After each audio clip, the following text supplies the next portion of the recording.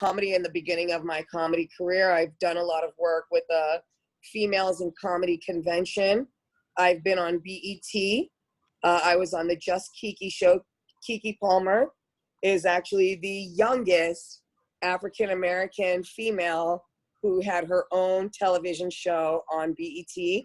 And myself with Laugh Mob Comedy Tram, we were actually on BET. I produced my own comedy shows. I used to run the Tickle Your Tummy comedy train in Culver City for quite a while. And then I branched out and did a little bit in Beverly Hills, did it out in Los Angeles. And now I'm writing a Netflix series about the ins and outs of a restaurant industry. I want to keep it really, really real. And I'm actually trying to make it a reality show where we can actually just go into a restaurant and film. Amazing. Yes, kind of like loving hip hop, but with the restaurant industry. Yeah. Okay. So that's what I'm doing, Riker. And as thank a lot. you.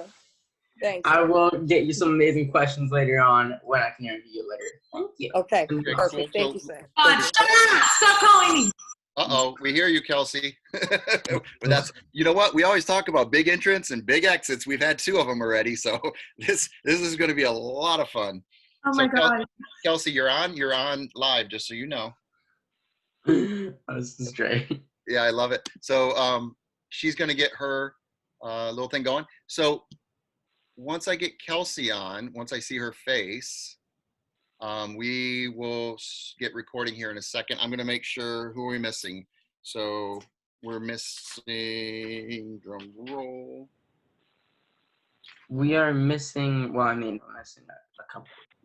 Let's see, yeah, I think as Romeo's not here. She'll pop in. Yeah, let's get Romeo on. And we're just going through the list. Zach, we're missing Zach. Oh, yes. Let me get Zach Sabrina on. may pop in. We'll see. We'll see. Got a lot of people here. It's going to be fantastic. Yeah, it's going to be great. We got our big producers here, so that's even more exciting. So let me call him really quick. 2 more minutes. Yep, and then we're going to start. Show must go on. So guys, thank you so much for being here. We're going to have a lot of fun. Remember, lots of energy. Don't overact. Just find it inside of you to believe. All right, let's get you on, Zach. Let's get you on. We're going. Oh, yeah, hurry up. Bye. He's like, oh, yeah. I love that response. And let me get Romeo. He's going to be in a park again. It's going to be awesome. Yeah, he's going to be looking over his shoulder. He's got to use that. Is that a park or is that like outside of his house? It's outside of, he lives in an apartment area, and that's the common area by the pool. But he, just the way he uses it, he's such a natural comedian. We just need to bring it out of him. So we need to all support him so he feels confident, because he's kind of like the outside of, because we all know each other. So we'll just support him so that he actually just feels comfortable and he can go. I want him to go really big today. So yes, because there's a lot of stuff. It's too loud in his house. So yeah, he goes outside and everyone's staring at him. There's Deanna's going on. Oh shoot! Hold up. There he is. Zach. Hey, Romeo. Hey. Zach isn't in the park today. He's inside. Oh my God. Finally got a house. Hurry up. And where's Sabrina? Where's Sabrina?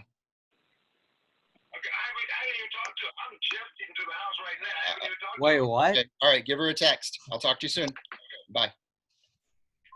All right, we're gonna start the show in a second. He's jumping on. Let's see. And I don't know, make sure DaveO's still on. I'm here. Oh, good. And are you with Apple? Or are you, what do you under? Oh, I see your photo. Okay. I like the other shot of you better, Dave. So, Riker, this is Dave. And Riker, where are you at? Riker, I want you to say hi. So you come up on the main screen. Hi. You're going to be interviewing Dave, okay? Yes, I shall interview. I call you DaveO, but do you go by David, or what would you prever, Dave? DaveO. DaveO. Okay. So he's got some questions that he's worked on for you, and he'll ask you in a little bit. We have begun the recording, just a heads up. We have begun. Or not? We're recording now. Okay, you guys, we're going to start the show. Show promptly starts at 6 o'clock. Apple should be on too right now. It's bell right now. All right, here we go. All right, so everybody go on mute. We're going to start the show, okay? And Mila, are you ready to go? Oh, here. Okay, and we got, Sorry, yes, we're good. we're ready to go. Okay, so I'm going to start the show. Here we go in 5, 4, 3, 2, and we are rolling. Welcome to BSA Live. Tony Boley, your host and your coach. We've got a lot of great performances today. All the kids are here, all the young adults, the teens, the tweens, and even my full-blown adults are on tonight. So we have a lot of producers, directors, editors, etc. watching you guys. This is a showcase for you. So you've been working all week very hard to try to get something ready for our producers. So we're going to hear their comments after you guys perform, and maybe even directly after you perform, kind of like American Idol does, to get some comments, okay? So just, you guys take your time, do the best you can do, but be honest. And wait, Tony. Hey, we got Romeo. Hey, big entrances. Hey.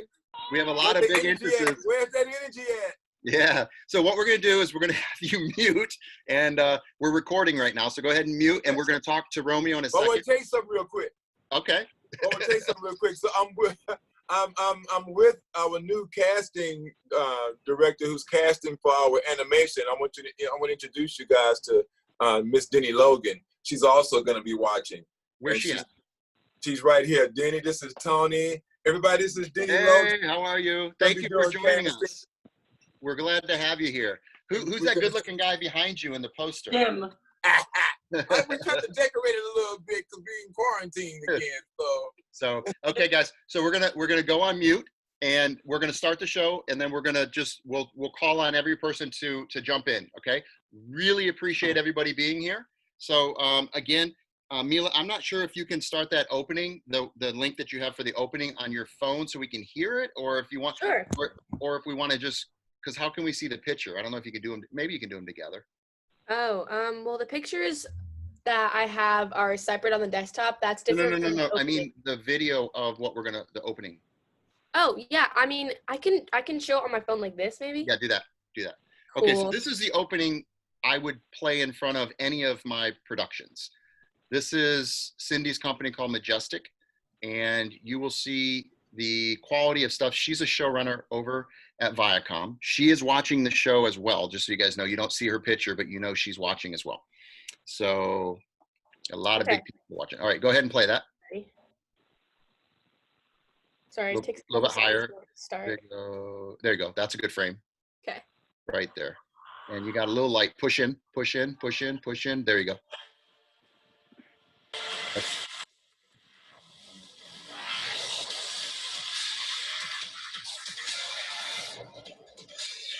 Hold it up.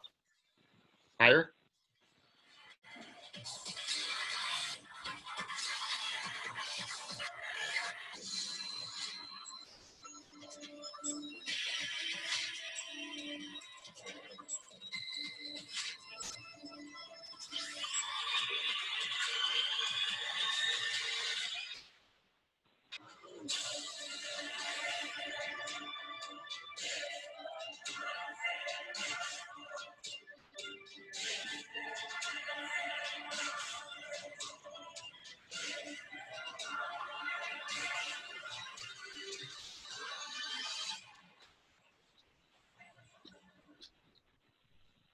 Keep going.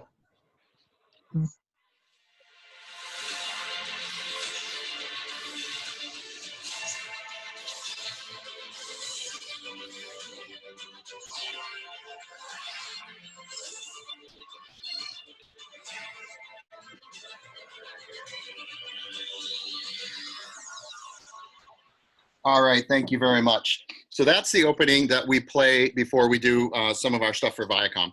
So each of these kids have their own little openings. They're all influencers, and they're like TikTok. Hey, welcome, James. Go ahead and grab your mute real quick for us. So we got Jim on as well. They have their opening cubes, and they're working on raising their numbers and their social media. So just know that they're all working really hard to get those numbers up. All right, so we're gonna start with our first little warm-up. We're gonna do some tongue twisters. So I'm gonna pick you guys and turn on, everyone that wants to participate, turn your microphone on. And I'm gonna call on you, and you're gonna do your favorite vocal warm-up. And that's how we're gonna warm up. And then we're gonna go into our first prepared piece. So Wendy, do you think that Faithlyn would be willing to go first, just since she can jump off whenever she wants? Wendy, would you be okay if Faithlin went first? Okay, so Faithlin, while we do this warm up, I want you just to get prepared and ready to do your little mock commercial, okay? And then we'll talk to Faithlin afterwards, okay? So we're gonna come back to you in a second. And Faithlin just had her 7th birthday. I'm so proud of her, okay? And Jim is forever 21. He's not my oldest student, he's my longest student. And I'm really grateful. You've been with me almost 20 years now, I think, 15 or 20 years. So long time. Okay, so anyone, and Jim, you can do vocal warm-ups too. Adrian, anybody that wants to, just turn your mic on. Kendall, turn your mic on. Kelsey, if you want to do warm-ups, turn your mic on. And then I'm gonna call on you, okay? All right, Holden, do your first vocal warm-up. All right. Two witches were watching two watches. Which witch was watching which watch? Two witches were watching two watches. Which witch was watching which watch? Two witches were watching two watches. Which witch was watching which watch? As fast as you can go. Two witches were washing two watches. Which witch was watching which watch? Perfect. Riker, what you got? Good job, Holden.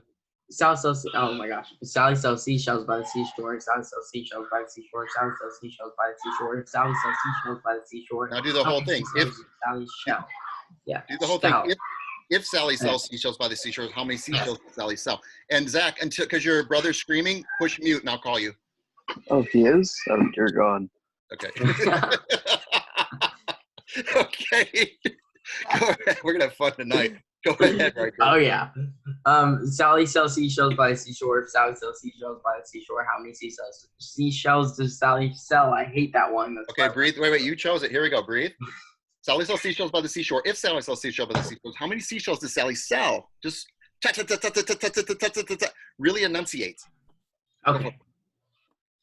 Sally sells seashells by the seashore. Sally sells seashells by the seashore. How many seashells does Sally sell? Oh my Try God. pointing. Right? Try pointing. We figured that out with Jim, Big Jim. Okay. Now do it. Point.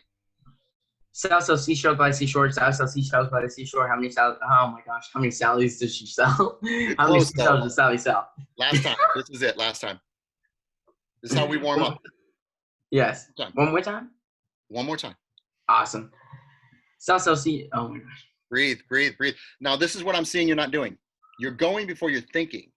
Think, see it, then go. Think, see it, then go. Sir. See it first. Okay. Sally sells seashells by the seashore. Sally sells seashells by the seashore. How many seashells does Sally sell? Yeah. Pretty good. You can do better, but that's pretty good. Remember, we gotta use our brain, right? We use our heart. You gotta see where are you? You gotta go into that space. You gotta see Sally. You gotta see her selling. You gotta see what she's selling, where she's selling, and how much is she selling. Oh my God. Can I try it one more time? Thank you. Sally sells seashells by the seashore. Sally sells seashells by the seashore. How many seashells does Sally sell? Boom. It's all you got. You're not just talking. We're going through a journey and exploring the journey in the moment. Okay, very good. Very good. Mila, what you got?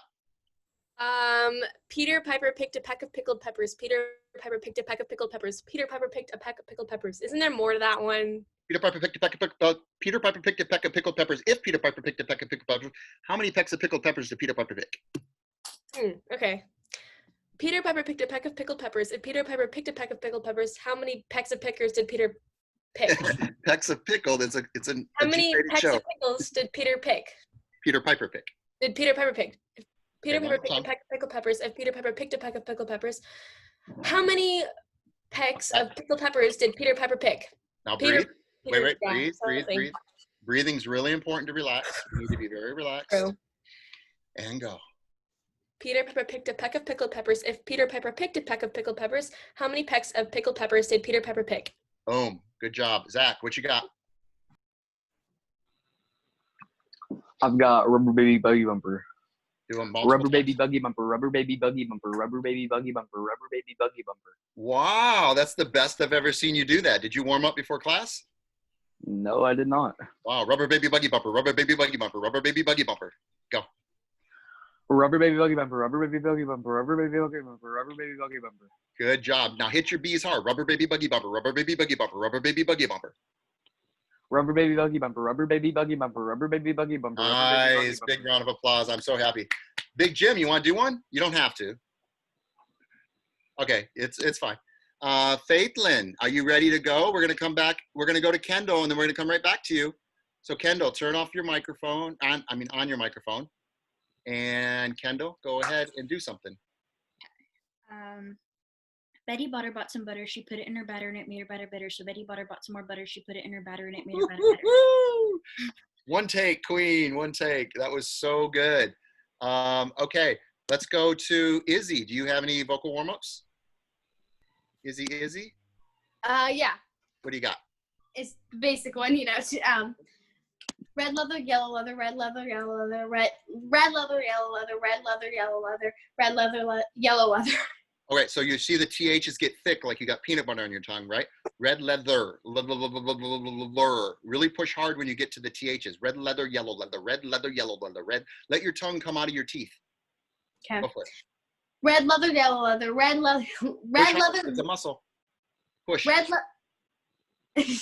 leather, yellow leather, red leather, yellow leather, red leather, yellow leather. Yeah, it's hard. That's one of the hardest ones there is. Toy boat is hard too. Try toy boat, toy boat, toy boat. Toy boats, toy. Oh God, I get a British accent. That's hard. Toy boats, toy boats, toy boats. And so you're what? You're 10 years old? Yeah. Awesome. So we have a lot of youngsters, but you guys are amazing. Kelsey, do you want to do a warm up? You want are you prepared for your scene? I don't want to interrupt your scene. Kelsey, you don't have to if you don't want. You're on mute. Yeah, it's just one of y'all stole mine, so now I gotta look one up. No, it's okay. They don't have to be original. It's just a warm up. You look very I pretty. know, but I had to look one up because couldn't think of another one. Hold on. That's okay. Deanna, does your mom want to do one? I got it. Okay, go for it. I saw a kitten eating chicken in the kitchen. Do it multiple times. I saw a kitten eating chicken in the kitchen. I saw a kitten eating chicken in the kitchen. I saw a kitten eating chicken in the kitchen. Okay. Deanna, you want to try one? Okay. What was it? Toy boat, toy boat, boat, toy boat, toy boat, toy boat. Right, and just hit the T's. Toy, and then O-E, toy, boat. Okay. Toy boat, toy boat, boat, toy boat, toy boat, toy boat, toy boat. That's awesome. Okay, you guys. So I'm hoping we're all warmed up, right? We always want to warm up before we perform. We usually don't do it in front of the producers, but we did today. Okay, so Kelsey, I want you to say hi. Faithlin's getting ready to do an American Doll mock commercial. Kelsey, can you tell her how you became an American Doll, the human, the live living American Doll? Kels? Just, you want to, over here, Faithlin's going to do a little mock commercial on American Doll. This is a live living American Doll. How'd you become that, Kelsey? It was an open call for a bunch of little girls at the time who looked like a certain doll, and they were looking for a Caroline, and I made the cut. Love it. So Faithlin's going to do a little tribute to an American Doll mock commercial. Again, she just turned 7. And she's so cute. So Faithlin, are you ready? You want to turn your microphone on? Everyone turn your microphones off. And Faithlin, you ready? You want to say hi? Hi. That's Faithlin. So did you have a good birthday party? Yes. Are you excited to be in the big group class? Yes. You're not nervous, are you? I don't think you're nervous. No. You're a pro, aren't you? Yes. So make sure you introduce yourself. Hi, I'm Faithlin. I'm 7 years old. And then you're going to tell us about the product. You're going to tell us where we can get it. And then you're going to tell us to subscribe to your channel, right? Mm-hmm. All that stuff we practiced. Okay, I'm going to count down. And when I get to 1, I want you to start, okay? And be real big and smile and fun. Okay, here we go. 5, 4, 3, 2, 1. Hi, I'm Faithlin, and I'm 7 years old. My birthday was in June 29. My birthday, I got a new American Girl doll. This is the new 2021.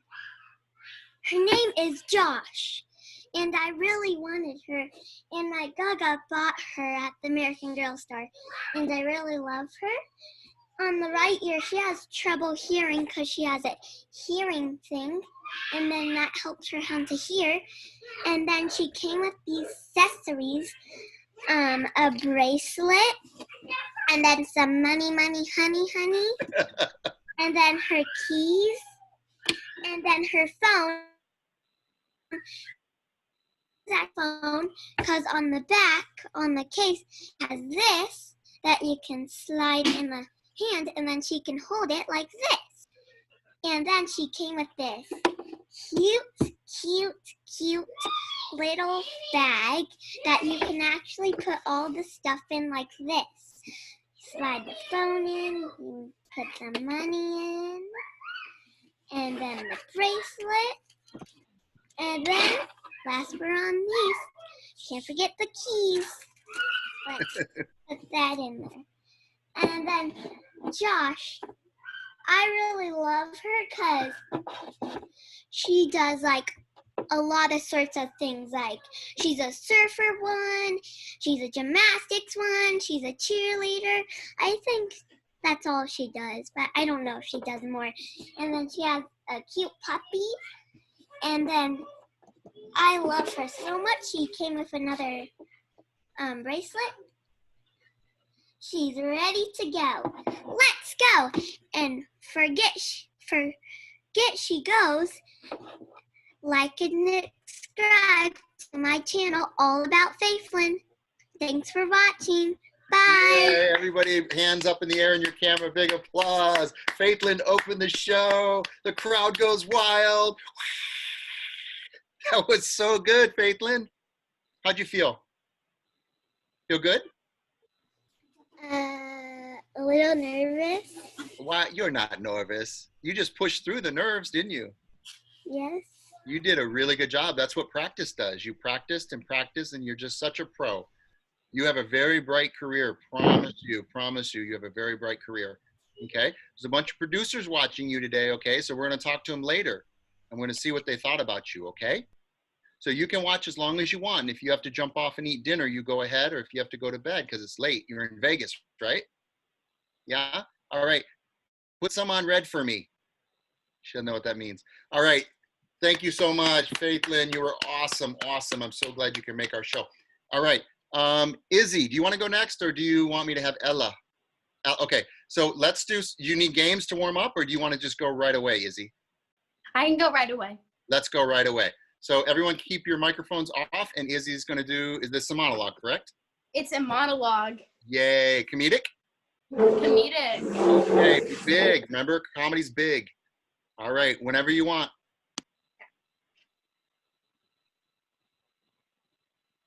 Mom, I'm sorry about what happened with your boss. But your food was disgusting. It's not my fault I choked and I cut the chicken leg and smacked Mr. Jennings in the eye. I could have died. All I got was a little chickeny. And maybe a black eye.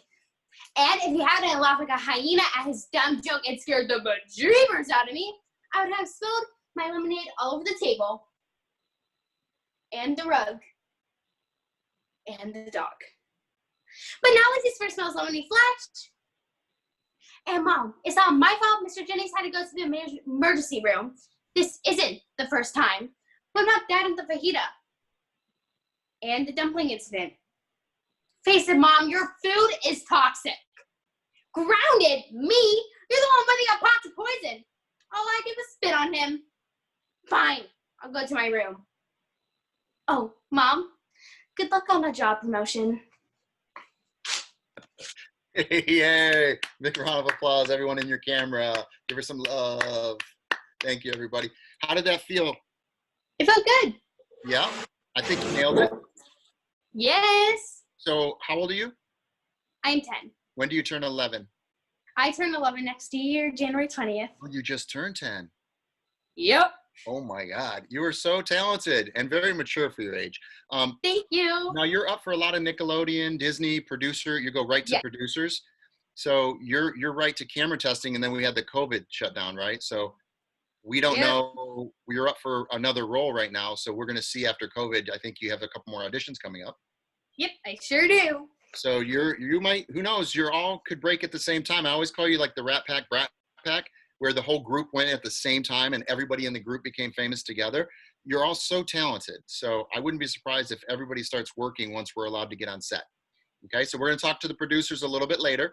And they'll tell us what they thought of your performance. But I think you were amazing. If you want to do it one more time, you can. Or if you're satisfied, we'll just keep moving.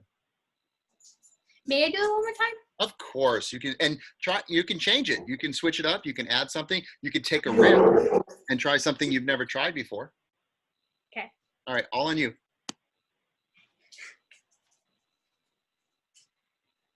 Mom, I'm sorry about what happened with your boss. But your food was disgusting. It's not my fault I choked and hacked up the chicken leg and smacked Mr. Jennings in the eye. I could have died. All he got was a little chickeny. And maybe a black eye. And if he hadn't laughed like a hyena at his dumb joke and scared the bejeebers out of me, I would have spilled my lemonade all over the table. And the rug. And the dog. But now at least his first smells lemonade fresh. And it's not my fault that Mr. Jennings had to go to the emergency room. But this isn't the first time. What about that and the fajita? And the dumpling incident? Face it, Mom. Your food is toxic. Grounded? Me? You're the one whipping up pots of poison. All I did was spit on him. Fine. I'll go to my room. Oh, and Mom, good luck on that job promotion. Ah, very good, very good. Again, round of applause in your camera so everyone can see.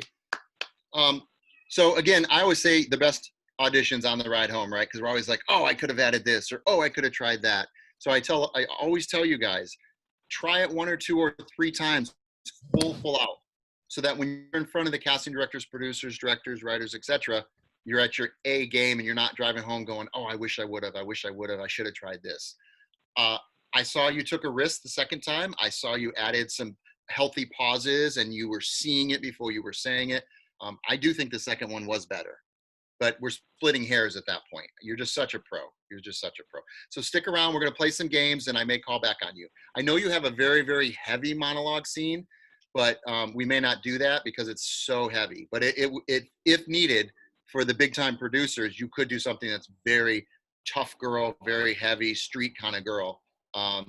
Uses drugs and just some really harsh things for a 10-year-old to be going through. But you can do that stuff too, right? So I see you as a Netflix type of actress, not just Nickelodeon, Disney. But you could do it all. Okay. Thank you so much. Yeah, big round of applause. I'm really happy you're here. Okay, let's go over to Ella Grace. Do you want to go next? I can give you time to prep if you do. We can do a little game. Ella, I can go now. You want to go? Okay, good. So Ella, I'm going to shut my window because there's a helicopter flying around, and prep yourself.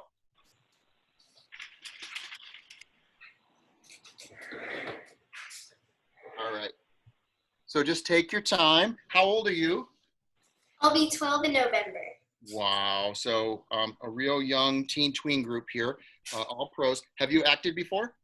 Yes. And have you studied? Are you currently studying somewhere or just with me? I'm sure you're. I don't know. I used to have a local acting coach. Okay. And then I have an agent. And where are you based out of?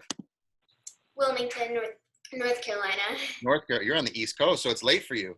Yes. Yeah, you look wide awake though. I'm fine, yeah. Yeah. So she sent some headshots in, and we'll show some of those headshots later, Mila, but not right now. All right. Well, take your time and do whatever you do. And then we'll talk about it. And I'll let you do it twice. So just the first one, just kind of do whatever you do. Okay? All right. Whenever you're ready. We only wear jeans or tank tops on Friday. You can't wear track pants 2 days in a row. You have to wear your hair in a ponytail once a week. So I guess you picked today. And here, I messed up. Okay, here's what I want you to do. So you're still cold reading, right? You just got this, right? Yes. So we call this a cold read, but you're taking a big risk doing it off book. So where are you using your phone, or do you have a piece of paper? Well, I memorized my lines. It's just I have the piece of paper right in front of me. Yeah, so we call that you're clutching your script, right? You're hanging on to it it's your baby. You don't want to let it go. It's okay the first time, but I am going to make you off book. I'm going to rip the script from you next time. Okay. And you got to just take the big leap of faith. But this time, since you have it, treat it like a cold read. Can you hold it? It's okay. Hold it. And that way your head doesn't do this. We call it windshield wiping. So that way we get your eyes. Now, where's the camera? Here's my camera. Where's your camera? There you go. Yes, you make more connection with us when you look in the camera. So find a reason that that's who you're talking to.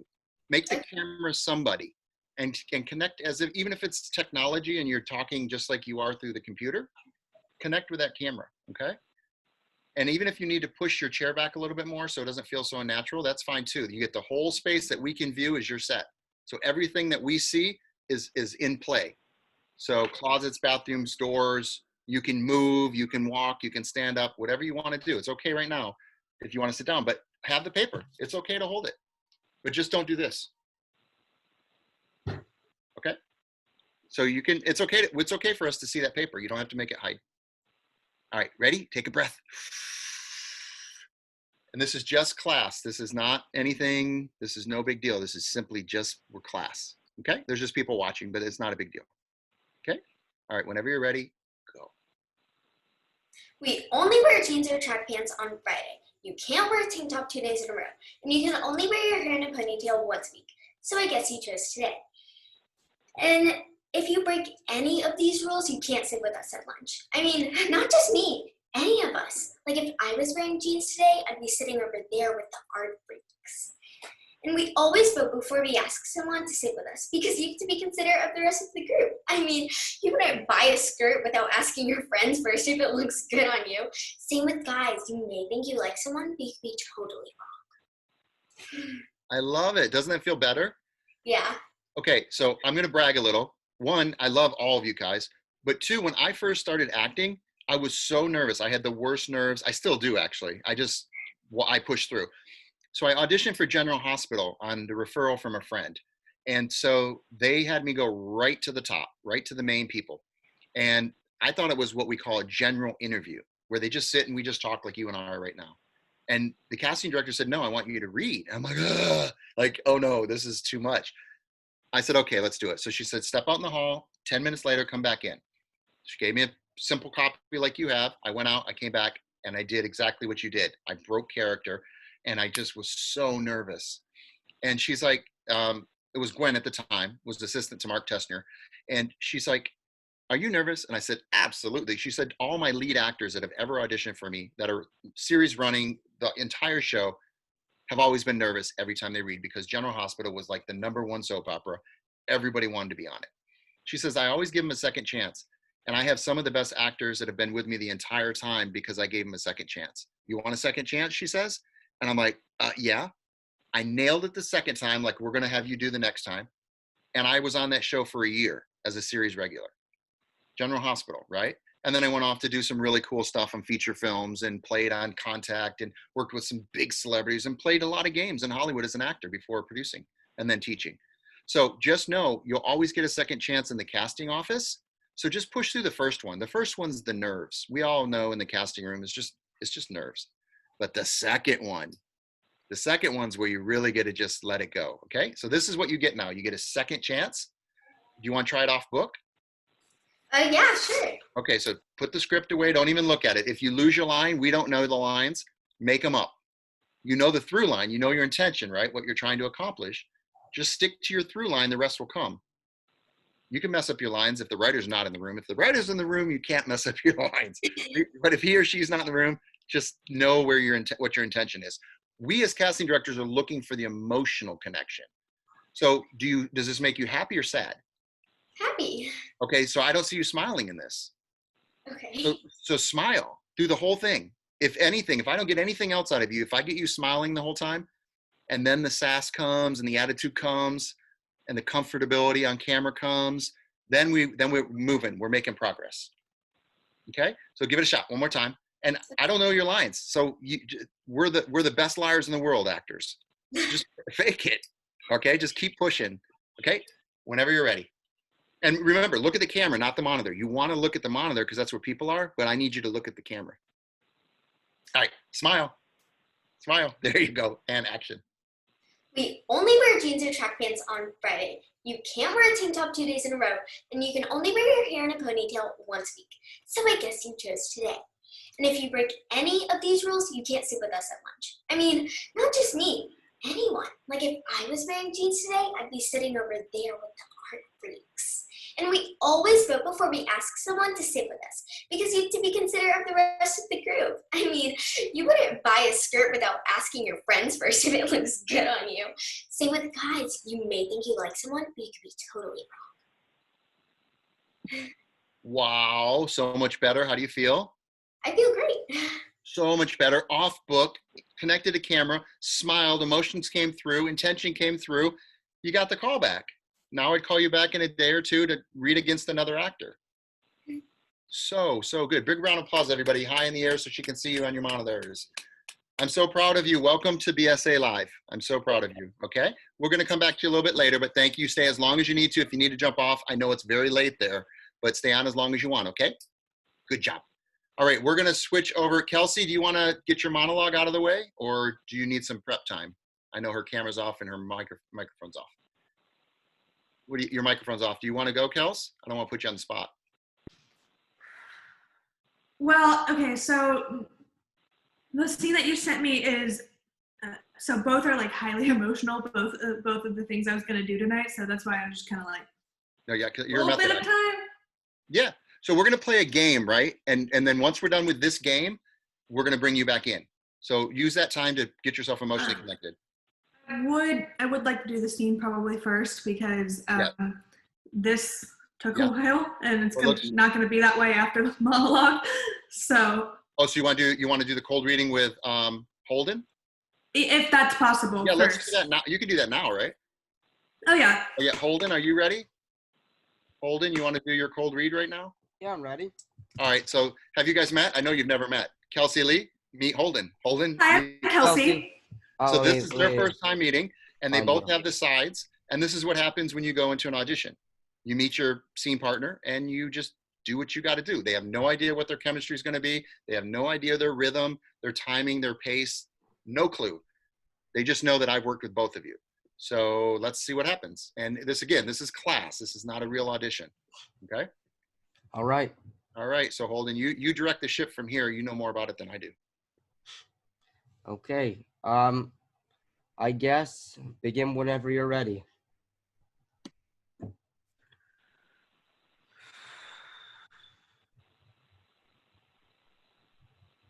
There's a bed. I thought you might need one to sleep in. I think an air mattress would have sufficed. Is this too much? No, it's perfect.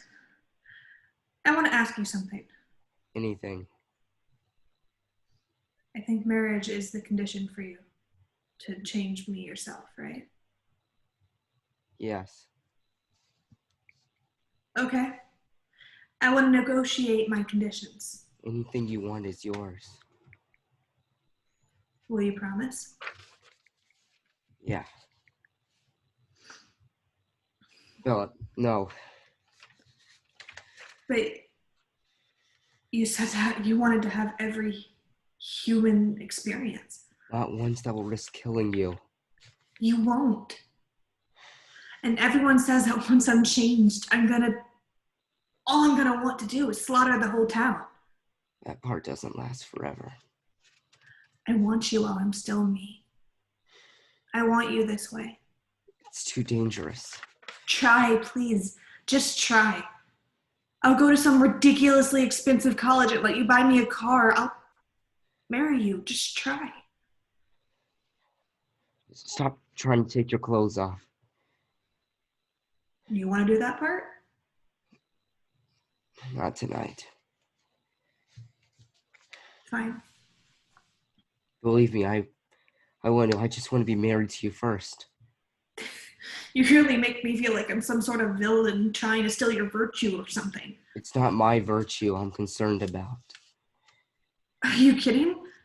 It's just one rule I want to leave unbroken. It might be too late for my soul, but I will protect yours. I know it's not the modern notion. It's not modern. It's ancient. I've chosen my life and I'm still living it. I just don't know why you're doing this.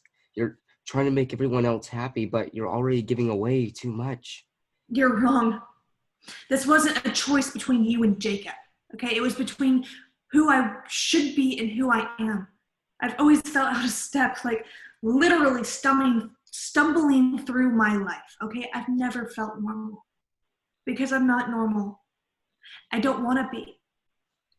I've had to face death and loss and pain in your world, but I've also never felt stronger, like more real, more myself, because it's my world too. It's where I belong. So it's not just about me. No. Sorry, I've made a mess trying to figure this out, but I want to do it right. I want to tie myself to you in every way humanly possible. I'm from a different era. Things were a lot less complicated, and if I were to meet you back then, I would have courted you, would have taken chaperone strolls, iced tea on the porch, and I may have stolen a kiss or two, but only asking for your father's permission. I would have gotten down on a knee and I would have presented you with a ring. This was my mother's, Isabel Swan. I promise to love you every moment forever. Would you do the extraordinary honor of marrying me? Yes.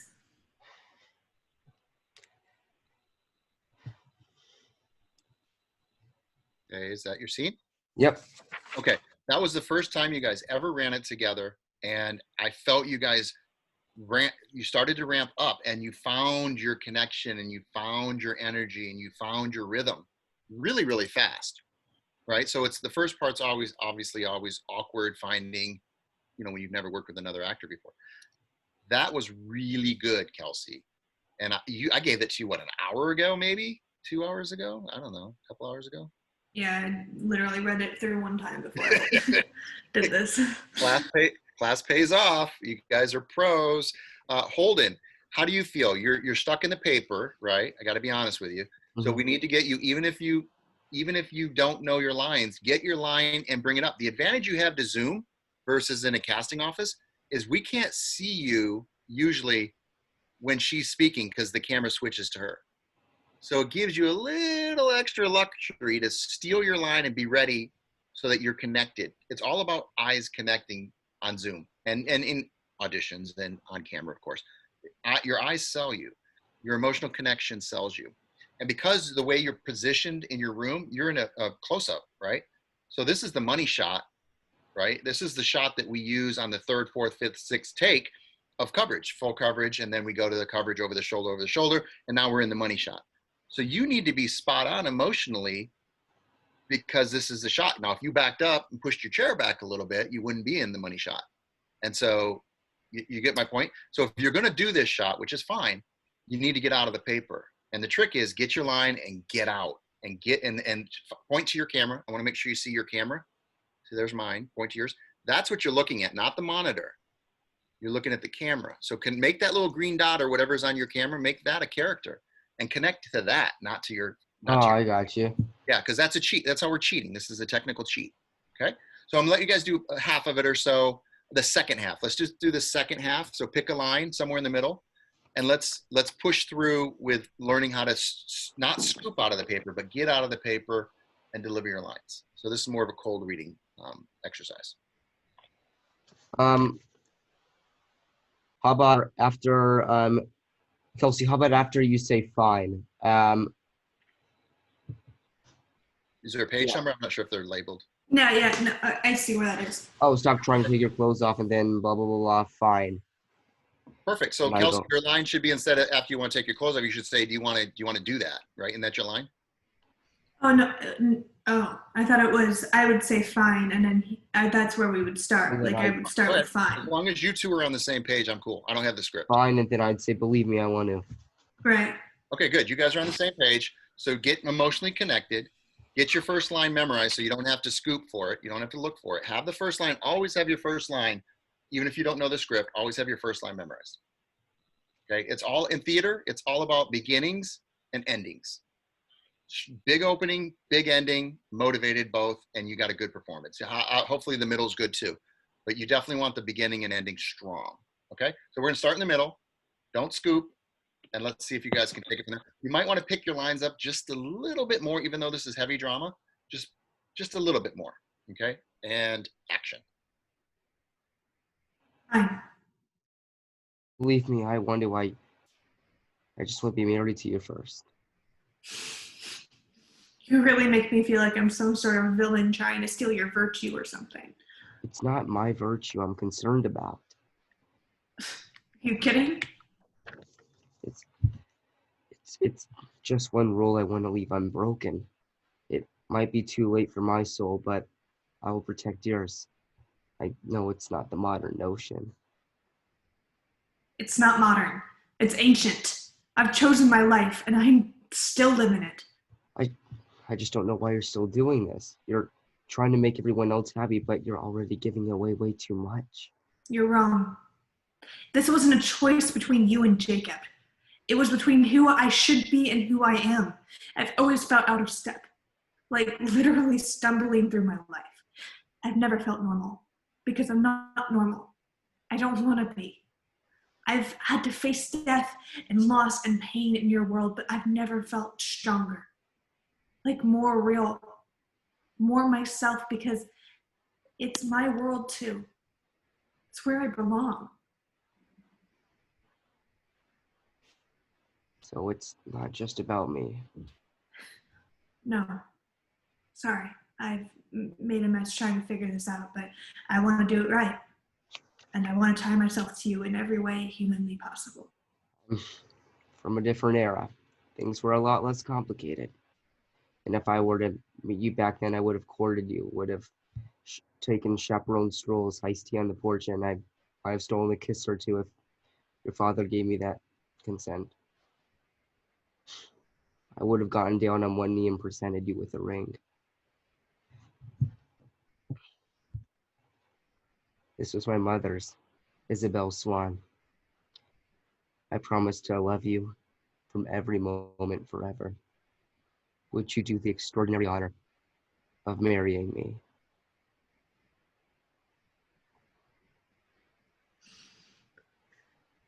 Yes.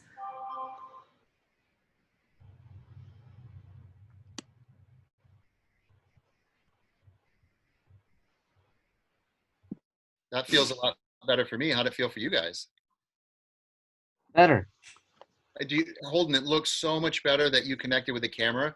We could see your face and your eyes, and I could believe, even though maybe you don't have the lines as comfortable as you want, I believe you know your intention, and you know, and you're connected, and I believe you believe what you're saying. So the rest is technical. Like we always can see past the technical, right? What's he going to be once he has it memorized? He's great now. He's going to be amazing when he has it memorized. So what we do in casting, and when I teach cold reading, is we teach tricks to make it look like you have it more memorized than you do, so that we don't scoop and we don't windshield wipe and we don't like look over here and then swoop back over here. And then again, connecting with your lens. Very, very good though, because I know you just got this as well. You have another class that you need to do this for, so you literally just got it as well. So guys, hands high in the air, big round of applause. These guys did a great job. Last minute cold read. I just wanted to showcase Holden. He hasn't had a chance to be showcased on our group chats yet. And so thank you so much for doing it. And Kelsey, thank you for showing up and assisting him. Thank you. Thank you. So now you guys, we're gonna go to another scene. Hopefully Mila and your brother Riker, are you guys ready to do your scene? Absolutely. Do you want to play a game first? Yeah, I was gonna ask you. Okay. You guys prepare, and we're gonna play a game. Awesome. Let's see. Anybody want to pick a game, or you want me to pick it for you? So anybody, you can turn your mic if you want to play the game. Turn your microphones on, and anybody can yell at a game they want to play. Even Holden. You want me to pick it, Zach? You want me to pick the game? All right. I can barely hear you guys. I'm just gonna leave and rejoin really quick, okay?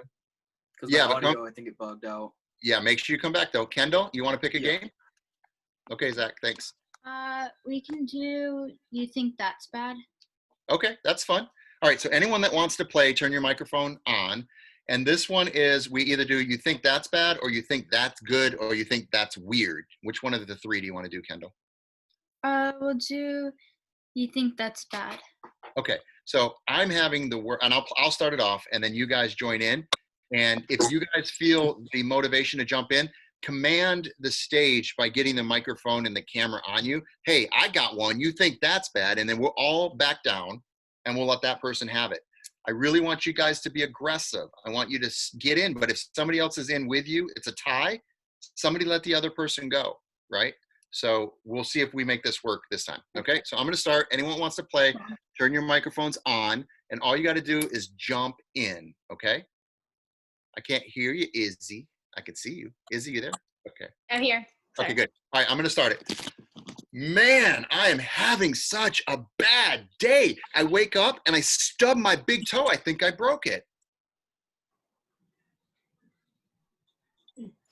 Somebody say, oh, you think that's bad, and top You me. think that's bad? Well, I broke my neck today.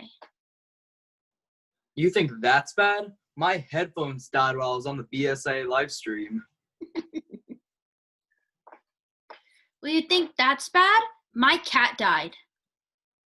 Well, you think that's bad? My mom is in the hospital. You think that's bad? My mom and grandma are in the hospital. You think that's bad? My cat just threw up all over my room. It was just... You think that's bad? Oh, wait. Oh, take it. Take it. You think that's bad? My dad just knocked my door down looking for my dog because it stole some bread from the counter. You think that's bad? My sister got hit by a train. You think that's bad? I got stung by a jellyfish. Oh, you think that's bad? I have toilet paper hanging out my pants. You think that's bad? My dog ate my candy. Yeah. Keep going. That's so amazing. Go. You think that's bad? My mom said, here comes the airplane, and then an airplane crashed into our neighbor's house. Well, you think That's that's not what I bad? thought. Well, my house was completely destroyed. You think that's bad? My apartment complex set on fire. You think that's bad? My doll is ripped. My brother sat on my favorite sunglasses. You think that's bad? My Harry Styles vinyl broke. You think that's bad? My favorite music artist just died. You think that's bad? I dropped my taco today. Okay. You think that's bad? My class is morbid. Big round of applause for all you guys. All right, we're going to go into you think that's good. We're going to save face for all of our producers watching. Somebody started off saying, I'll start it. My God, I had the best day ever. I found $1 on the ground. Oh my gosh, you think that's good? I found Zach's taco on the floor and I ate it and it tasted amazing. Amazing. You think that's good? Well, I won the lottery. You think that's good? I got a free Chipotle card. You think that's good? I got a new doll. You think that's good? I just went to Disney World after they reopened. You think that's good? Well, I own Disney World. You think that's good? I got to meet Harry Styles.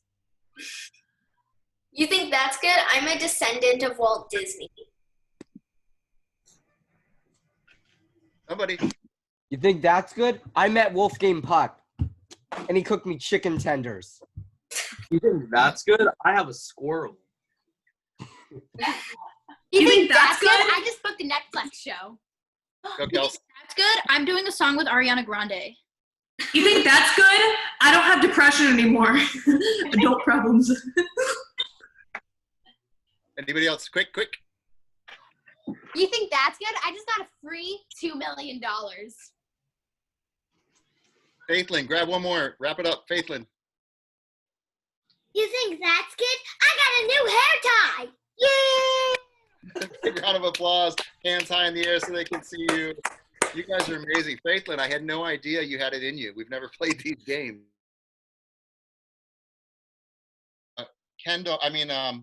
Riker and Mila. You guys ready? Riker and Mila? Everyone else, mute your microphones. Mute your microphones. You guys ready? Riker, Mila? All right, you guys take it on your own. We'll talk about it afterwards. Commit. Action. Max. Hey, Max, where you going? What? Come on, we gotta go look for Ponyo. Okay, why do you need me? What is wrong with you? I'm sorry. What is wrong with me? What is wrong with you? I don't understand. No, I don't understand, okay? You guys act like you want to be my friend, but then you treat me like absolute garbage. That's not true. Yes, it is. You hide in the AV club, keeping secrets like we're in second grade or something. You know what? I actually thought you guys wanted me in your party. We do. No, but it's... But what? There's just things. And things we can't tell you, all right? I mean, it's for your own safety. Oh, my own safety? Yes. Why? Because I'm a girl? What? No. Okay. So did you keep secrets from Elle too? That's what I thought. How do you know about Elle? Did you? Max, look, that was different.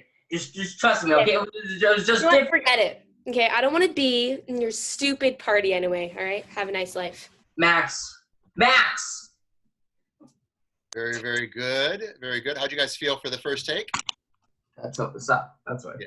First take, you know? How'd you guys feel? Do you think you could do better? Good. I definitely. Yeah, but good, but better. We could do better. When's the best audition? The ride home. And so why don't you do it on the ride home in the room? This is the ride home. Okay. Yes, in the room. Here we go. Go for it. Okay, hold up. Let me get my props set. Sorry. Hold up. You guys are really good though, but you're going to be better. But you're really, really good. I'm proud of you. But it's going to be better because now the nerves are gone. You're committing. You're emotionally connected. You know your through line. You've done your 16 steps. You've rehearsed. Many times. And you guys have already done it once. This is a safety take. Okay. All right, here we go. Whenever you're ready.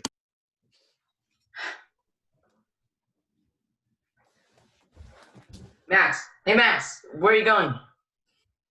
What? Come on, we gotta go look for Ponyo. Okay, why do you need me? What is wrong with you? I'm sorry. What is wrong with me? What is wrong with you and your party? I don't understand. No, I don't understand. Okay, you guys act like you want to be my friend, but then you treat me like garbage all the time. That is not true. Yes, it is. You hide in the AV club and keep secrets like we're in second grade or something. You know what? I actually thought you guys wanted me in your party. We do. But what? But what? They're just things.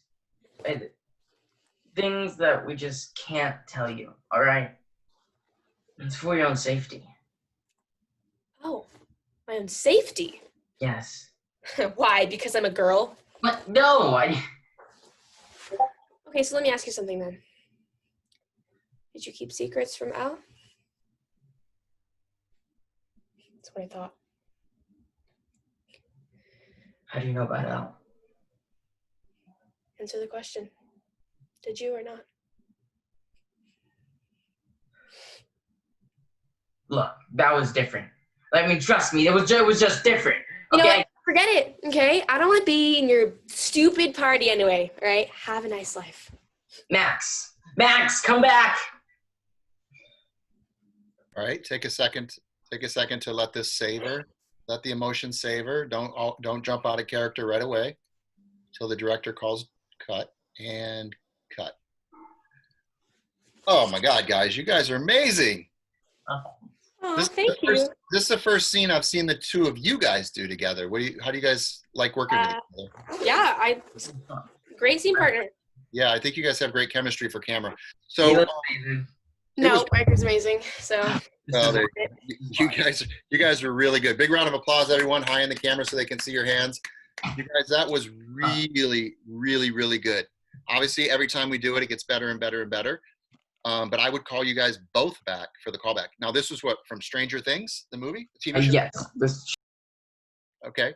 And you guys are nothing like those characters, but yet you made it your own, right? You found your own motivation, your own reason, your own through line. And you guys were able to make me believe that I would cast you in these roles. So I think you guys are really, really good. I'm very impressed. Okay. Thank you so much. You guys, so we're gonna go and we're gonna ask Kendall if she wants to do her monologue, or if we're gonna play a game. And again, I may come back to you guys for various things. Be ready. I'll throw curveballs at you. I know you all have monologues at any given moment. I told you always be ready. I may throw a curveball at you, so never come unprepared. A monologue, comedic and dramatic, and a scene ready for your scene partner. Okay.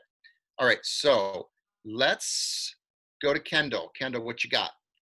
I have like a few minutes. Okay, so we're going to play a game. So everybody turn your microphones on if you want to play the game.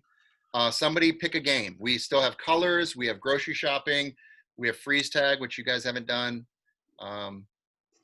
We have, if Reese was with us, she'd tell us a riddle or a joke, but she's a little, How does colors work? Colors, you just memorize colors. You want to do colors? How does that go? Fine. No. How does freeze tag work? Honestly, Colors is hard, but it's fun. So let's do grocery shopping. Okay. Yay. All right. So grocery shopping is I give you a word like I want an apple, and then he goes, "Oh, I'll get you that apple," and then apple ends with an E. So you the next item you get starts with an E. Oh, I'm going to get your apple, and I'm going to get some eggs. But don't use plurals. If you say the plural, just get rid of the S and go with the G. Make sense? So we can make it a grocery store. Or we can make it more of like Walmart, where it's everything and anything. You want to do Walmart? Walmart. Yeah. All right. This episode brought to you by Walmart. Hey, we're sponsored. You can buy anything you want anytime you need it. We just actually added masks. Everybody must wear masks. That happened. Big news at Walmart. Okay, here we go, guys. I'm going to start it. You guys, I need to get some groceries for my mom. She's locked in Michigan and COVID, and we're gonna get some groceries, and we're gonna UPS her or FedEx or whatever. We're gonna get it to her, Amazon. Somehow we're gonna get her these groceries. Okay. So will you guys get her an apple when you're at the store? Sure. Yeah. Go ahead. You can get the apple, Riker. Okay, yeah, I'll get you the apple just in case you need. I mean, there's this new thing my friend tried. It's like elephant meat. It's very interesting. I think I kind of want to try it, So I'm thinking I'm gonna get myself some elephant meat. All right. We'll make sure to get that elephant meat. Doesn't sound vegan, unlike the tofu that I would like to get. So yeah, I'm gonna go get that. Okay, Izzy or somebody jump in. You got to end it with tofu, the last letter of tofu. I'll go get your tofu, but I also need an umbrella because out here it's pouring. Absolutely, I'll get the umbrella, but I also want to get myself some avocados, because avocados and like elephant meat just go great together, I'm sure. What you got, Zach? Don't be shy. We can get you your avocados if we can get some oranges. Yeah. Good job. Somebody else jump in. Where's Holden? I want Holden to play. I'll get you some oranges as long as we can also additionally get some. As long as we can additionally get some. Talk through it. Eardrops. Because my ears have been acting up. Sensitive to sound. Guys. Okay, I'll get you your eardrops, but I'll make sure to get some sunglasses too. Oh my gosh, you want sunglasses? Okay. My mom wants something too. So if you're gonna get sunglasses, we need sunscreen, right? Yeah. Actually, if you're gonna get some sunscreen, I think I'm low on napkins. You can never have too many napkins, right? Get some of those. Oh, I'll get you your napkins, but I'm also gonna get a nightlight because I'm scared of ghosts and monsters, and I don't want Carrie to come and find me from that horror movie. Okay, I can get you the nightlight. Just need some testosterone boosters, okay? Like some pills. Right, Carrie, you're too old for that, or young for that. Okay, let's stop right there. Big round of applause. Yay. Really, Riker? Seriously? I'm sorry. I think he's lost his mind. Testosterone supplements. Ah! Okay, Kendall, are you ready? Everybody turn your microphones off. Kendall, the show is yours. Are you doing a monologue? Yes. Okay. This is Kendall. Whenever you're ready, and then I'll talk to you a little bit after, and you'll probably do it again, okay? Okay. And remember, use your room. Don't just stay seated. I know you hate it. I know you hate it, but I can see your room, so it's in play. right? So since it's in play, you can use it. You Okay. you can just back your chair up, but you're on an extreme close-up right now. Okay, let me just wait. Okay, I'll just back my chair up a little bit. There you go. That works. Much better. So let me tell you something about Janice and Ian. We were best friends in middle school. Then in 8th grade, I started going out with my first boyfriend, Kyle.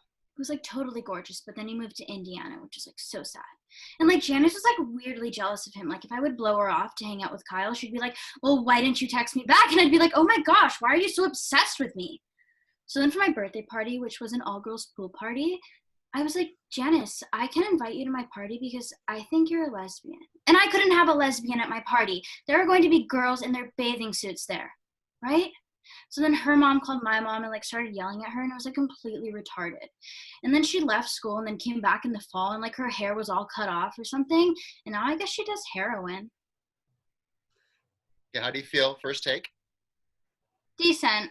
What could you do to make it even more connected? I believe you, and I felt you ramp up and get there. But what could you do so coming out of the gate swinging? What's your antecedent event? You know what antecedent event means? It's supposed to be at school, but technically can't do that because I'm at home.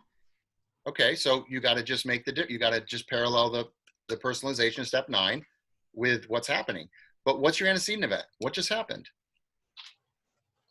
I can like be folding clothes just to No. Answer my question. What's your antecedent event? I hear my friend talking to Janice. And how does that make you feel? Annoyed because I want everyone to be friends with me and what's your opening emotion? Disgust. Okay, so you need to have disgust at the beginning. What makes you disgusted in your life, Kendall? People who lie. Okay, can you take step 9, people that lie, and make your own personalization married with this writer's words? Okay, yeah. So start emotionally where you're supposed to be and then ride that roller coaster. Okay. Don't worry about where you're headed. Stay in the moment. It'll happen organically if you're connected emotionally at the beginning. Okay. And what's step 6? Objective, intention, reason, and conflict. Yes. What's your intention? To get her to stop talking to Janice. Why? Because I want everyone to be friends with me. But what's stopping you? That Janice is talking mess about me and everyone's starting to believe her. Right. So what is step 13? Raise the stakes. Raise the stakes. If you don't get what you want because the conflict wins in step 6, what does it cost you? I'm not going to be prom queen, and then I'm going to lose all my popularity and all my friends. And then what happens? And then I'll be lonely and depressed. And then what happens? Then I'll end up killing myself. It's pretty morbid, but okay. So now we know the stakes are high. Yeah. Stakes are high. Opening emotion, stay in the moment, ride the wave, complete your objective, okay? All right, okay. Go ahead when you're ready.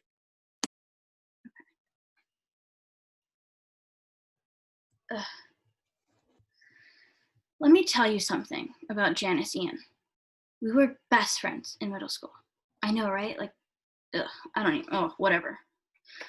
So then in 8th grade, I started going out with my first boyfriend, Kyle, who was like totally gorgeous, but then he moved to Indiana, besides the point. And Janice was like really like jealous of him. Like if I would blow her off to hang out with Kyle, she'd be like, well, why didn't you text me back? And I'm like, why are you so obsessed with me, sweetheart? No. So then for my birthday party, it was an all-girls pool party. And I told her, Janice, I can't have you at my party because I think you're a lesbian. And I couldn't have a lesbian at my party. There's going to be girls in their bathing suits there. Right? So then her mom called my mom and started yelling at her, and it was just completely retarded. So then she left school and came back in the fall, and her hair was cut off. Now I guess she does heroin or something. Way better. How do you feel? It's so. It's different, right? Because that's not how you planned it. Yeah. And just because you planned it doesn't mean that's the way you're riding the roller coaster. If you start where you mean to, you end up where you end up. If your intention's clear, it gets you where it gets you. Yeah. Right? Because if you're doing a scene with another person and their intention's clear, you guys meet at the conflict. And so you don't know what they're going to bring to you, and you deal with the moment. And so it may not ever end up the way you had hoped, because we're not resulting actors. We play the moments, the beats. We're emotionally connected. And we don't know where we're going to end up. Otherwise, we're resulting, and then we're just overactors. And that's not what we do here. So you were subtle, but I think you communicated more than you did in the first one. The first one was a performance. This one was real. Yeah. You really were communicating. And that's what we look for in casting, connection. So I think that was amazing. I know you feel you could do it different or better, but I really like that take. Okay? Okay. Thank So you. everyone, hands high in the air, big round of applause. Amazing work. All of you guys are just killing it today. I'm so proud, so proud, so proud. Zach, what you got for us? Kendall, that was great. Thank you so much. It was I real. have a monologue. What do you got? I've got a monologue. Is it a comedic monologue? Yes, sir. Don't you have a hat that goes with that comedic monologue? It's a good question. No, it's not. It's a mistake on your part. Where's your props? I mean, I got a squirrel. That works. I don't care. It's comedy. How old are you, Zach? I'm 13 right now. 13. And how old were you when we first met? I think 5, 6, something like that. Yeah, somewhere around there. Yeah. So, yeah, you've already been on my sets. I've already hired you as an actor. Love it. So, I want you to have fun. I want you to be big. I want you to be expressive. I want you to be goofy. I want you to be a character. I don't want you to be Zach. I want you to be whatever your character is. You don't have to have a hat. Props help, but it's up to you. Do you want a squirrel? You want to play with your squirrel? Yeah, that could work. I could do something. We can experiment. I can go get my hat really quick. It's in my room. Yeah, if you need it. I mean, does it help your character? I mean, more or less. For me, comedy props help me all the time. I mean, Yeah. I actually worked with DaveO, and I got to do a on the moment improv of this New Yorker, and I gotta play this New Yorker character I've never played before, and I've never really been in New York, so it wasn't even close to a real New Yorker. But I sold whatever character it was because I believed what I was saying, and it made the movie. It made the cut. So just had to throw that over Dave's way. We talk about that later, DaveO. So hat, no hat, your choice. I'm just gonna go grab it real quick. All right, go real quick. Yeah, it took me like 1 minute. Real quick. Okay, go. All right, guys. So the point of this is if you're responsible for your props, even if you have a prop master on set, once you get your prop, you need to know how that prop works. You need to know everything it can do. You need to know everything that it might lock up on you. You've played with it, you've worked it, you've mastered it. If it's a hat, if you're going to wear your hat you're going to be like, a spoof of a country or some trailer park trash, or, if you're going to wear your glasses funky, or you're kind of like just, a wino, whatever that character is, you just need to master your props. All right, I filled in for you. How about that? What you got? Yes, all right, yeah. So, that's... There you go. How does it make you feel? There you go. I love it. Does it make you feel different? Pull it on good. Oh, shoot. You got to put it on really good. Put the other one on first. Yeah. It's going to kind of like, yeah, there you go. So, put that one on, then... Pull it on the front. It's going to keep going off. I'll do the other way around. Yeah, there you go. There you go. I like that character. I like just the other one. Get rid of the top hat. Yeah. Get rid of this one. Just keep that one on. This one or this one? Yes. This is the one in your left hand. Look, my left. What's your left hand? This is my left hand. Wow, your camera's flipped on me. Okay. So everything reversed. Okay, so this is interesting. Oh, I'm right. My right hand. I thought I was losing my mind. Okay. Take your left hand. This is comedy itself. Put your hat on. Yes. Okay. Turn it on sideways. Okay. And feel the character. Move the hat until you feel the character come into life. This is more of like a Meisner's technique. There you go. Feel the difference? That's him. That's the character. That's him. I feel him. Do you? Yep. Okay, bring him to life. What you got? All right. Just got my squirrel. Okay. All right. Goofy's better. Put the squirrel on. There you go. Remember, comedy's line on line on line on line. Fast, bigger, louder, faster, expressive. Line on line. A plus B, but nothing but C. Come on. Not C. A plus B and never C. Big, big, louder, fast. Fun. And go. All right. Go. Well, no, I don't have any jogs on. There goes my squirrel. Well, his name's Cheddar. So like I was saying, well, no, I don't have any experience, but how hard can it be, right? I mean, you take the order when it's ready, you bring it to them. I mean, back home way out in Texas, I'll do that all the time. Oh man, my family's always asking me to do things. Tray service. Yeah, tray service. Let me think. Oh yeah, that's when you ring on the big trays, right? Yeah, I that's easy money. Yeah. May not look like it, but I'm really strong. Yeah, it's a temporary SpongeBob tattoo. You want to hire me? Well, yeehaw! Yeah. Well, yeehaw. Let's see my schedule. This big box right here. Let's see. I can't work Friday or Saturday because I just got a girlfriend, and just gotta have a social life. And well, let's see.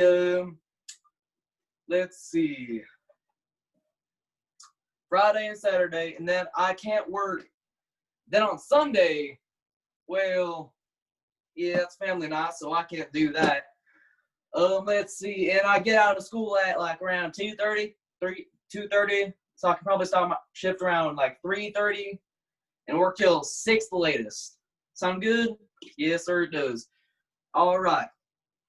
And sometimes I have after school activities, but you're gonna have to be flexible with that. But other than that, I'm completely free. When can I start?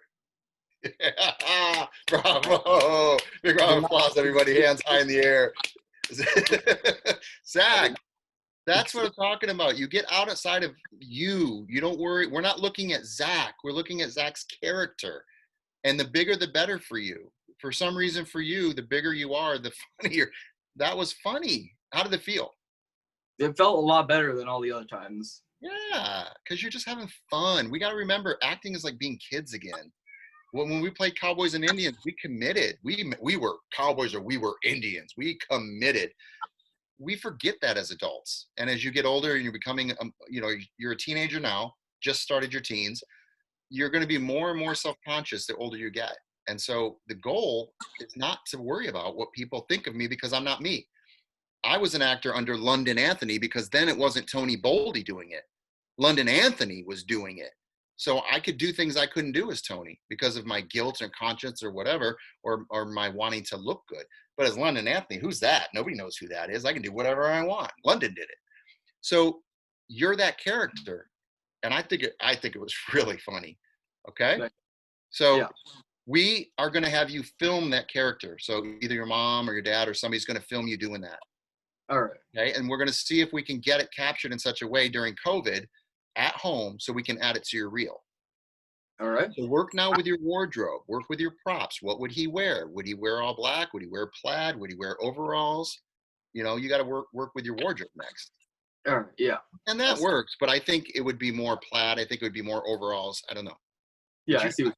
Yeah, you got to look through your wardrobe and try to find something and bring that character to life, okay? Yeah. But I'm really impressed at your growth, okay? Everybody here has seen you do this 3 weeks in a row, and I think we'll talk later, but I think we'll all see that you've grown.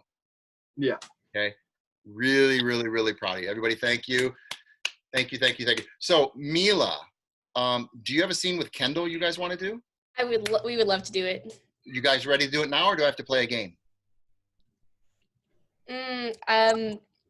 If you can do it, I'll do it. Mila? You guys are ready. You're ready. You're ready. No excuses. Okay, we're ready. Oh, okay, let's do this. Take a breath. Breathe in. Are you guys still cold reading, or are you off book? No, I'm off book. Are you off book, Kendall? Yes. It's okay if you're reading, but if you want to take a risk.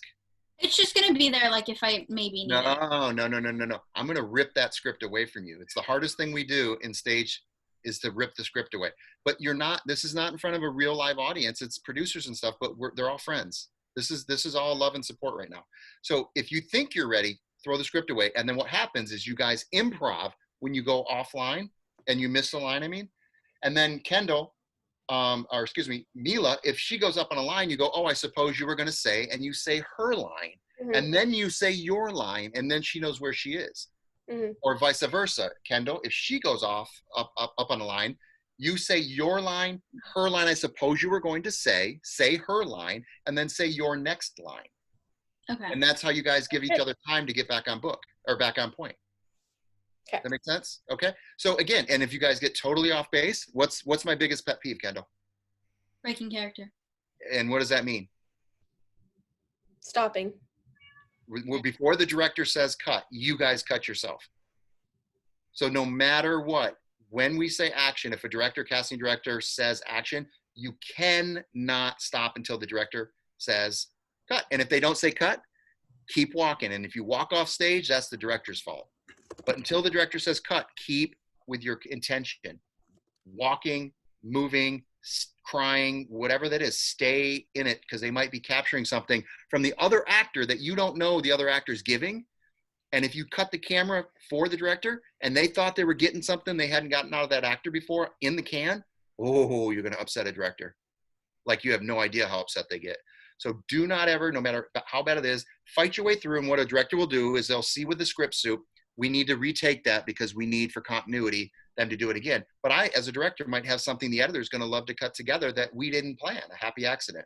Mm-hmm. So my biggest pet peeve, don't break character. Okay, that was a class exercise. That was not directed at the two of you guys. That was directed as a class statement. Okay? With that being said, you guys are ready? Yeah. All right, take your time. Kendall, wait, you have your phone? Like we're on the phone, right? Yeah. Cool, okay. You guys are going to use your space, right? You're going to use your rooms as your set?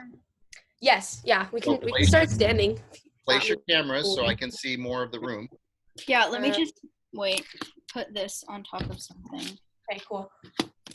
That is Okay. Now you know your frame where you get a play, right? You know how far you can go all the way up stage to your door. You can go down stage to the camera. You can go stage right or left. As far as you can go stage left is a quarter of your bed. Just so you know, Kendall, you get a quarter of your bed. Yeah. Wait. Okay. There you go. Okay. That's your play space. Okay. And Mila, make a noise so I can see your playroom. Okay. Well, that was magic. That was cool. So your play space is, you see your playroom? Well, it might be different on your screen, but for me, it's up to here. Boom. Yep, that's perfect. And then Great. go all the way to your left or your right. Yep. Now, if you were to look out a window, how are you going to look? No. Nope. Oh. Because you know why? You're revealing to me what's behind that window. Right. Hollywood. Right. So I got to go at this angle. Yep. Okay. No? Yeah, exactly. Yeah, like that. Perfect. Because that way I don't see what's behind the window because it might just be a wall. Because, yep. Mm-hmm. The art department might have just put some prop curtains there and there's nothing there. And if you reveal that, you blow the shot. Oof, that would be tough on me. Yeah. Again, show me one more time. How do you look out a window? Perfect. Oh, no, don't reveal the window. Sorry. You just got to pull it. You got to, there you go. See how you're moving it? You're moving it forward. Move it out. Right. Move I'm it. just trying to not block the shot. There you go. That way you don't reveal the secret. Got it. Thank you. All right, guys. That was a technical issue. When you guys are ready, go ahead and action. Hello? Oh my gosh, there you are. How's it going? Did you find Ryan? Did you go in the pool? What is happening? Molly, can you listen for a second? Things are going well over here, like really well. Like I'm being mean to him, and it's actually kind of working. And we talked about Harry Potter. He knows that I'm a Slytherin. He actually kind of seems Slytherin. Okay, Molly, that's great, but I really think we should get going. Okay. Are you nuts? No way. Nick is fully flirting with me. I actually think this. All right. Can you please join the computer chat? I'm having a hard time hearing you. Yes. All right. Are we on? Hey. So yeah, like I was saying, Molly, please let's just go. Okay, I'm asking you. Nicely. No, just go find Ryan. Okay. Oh my gosh, Malala, Molly. Amy, no. You're kidding me. I've done whatever you wanted all night. Now I'm asking you. Please, let's just go. Please. No, I am not leaving just because you were doing the thing that you always do. What is that supposed to mean? Just you talk a big game, but then you give up when things get uncomfortable. Like you jumped in the pool and now you're sad that you're wet. You know what? That's bullshit. You know it. I mean, if I didn't drag you to do things, Molly, you don't drag me. You don't drag me. You force me to do whatever you want to do. I'm sick of it. What is that supposed to mean? You decide what we do and when we do it, and we always have to do it together. I have to decide what we do because you never decide anything. You never take charge. I do all the heavy lifting in this friendship. That's not true. I take charge. You never take charge. Without me, you wouldn't do anything. You just wouldn't. You know what? Well, I'm doing something. I'm going to Africa without you. Yeah, well, I encourage your summer abroad, so. Yeah, well, guess what? I'm not going for the summer. Molly, I'm going for the whole year. Wait, what? I'm taking a gap year. I deferred Columbia until next fall. Well, when did you decide that? When I applied. In January? You've been lying to me since January? Yeah, Molly, because I knew you would have tried to bully me into staying. Well, we'll be on completely different schedules. We're not going to graduate together. We're not going to go on a post-college trip. We're not going to move to DC together. Our whole plan, it's No, it's not. Amy. It was not. It was never our plan. It was always your plan, not mine. It's always been that way. I can't believe it. You think going to Africa makes you tough, but you weren't even brave enough to tell me? You're a fucking coward, Amy. You know what? You're selfish and mean. You're a bad friend. You know what? You're a bad fucking friend. You know what? I can't believe you. Okay, I called Malala. I got the Metro North commuter pass to visit you in New York every single weekend. You know what? Nobody asked you to do that. Just like nobody asked you to come to this fucking party. You know why? You know why? Because nobody wants you here.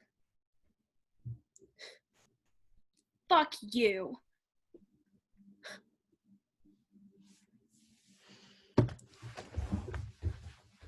And cut. No, don't cut yourself, Kendall. If you went off camera, stay off camera until I cut. Okay.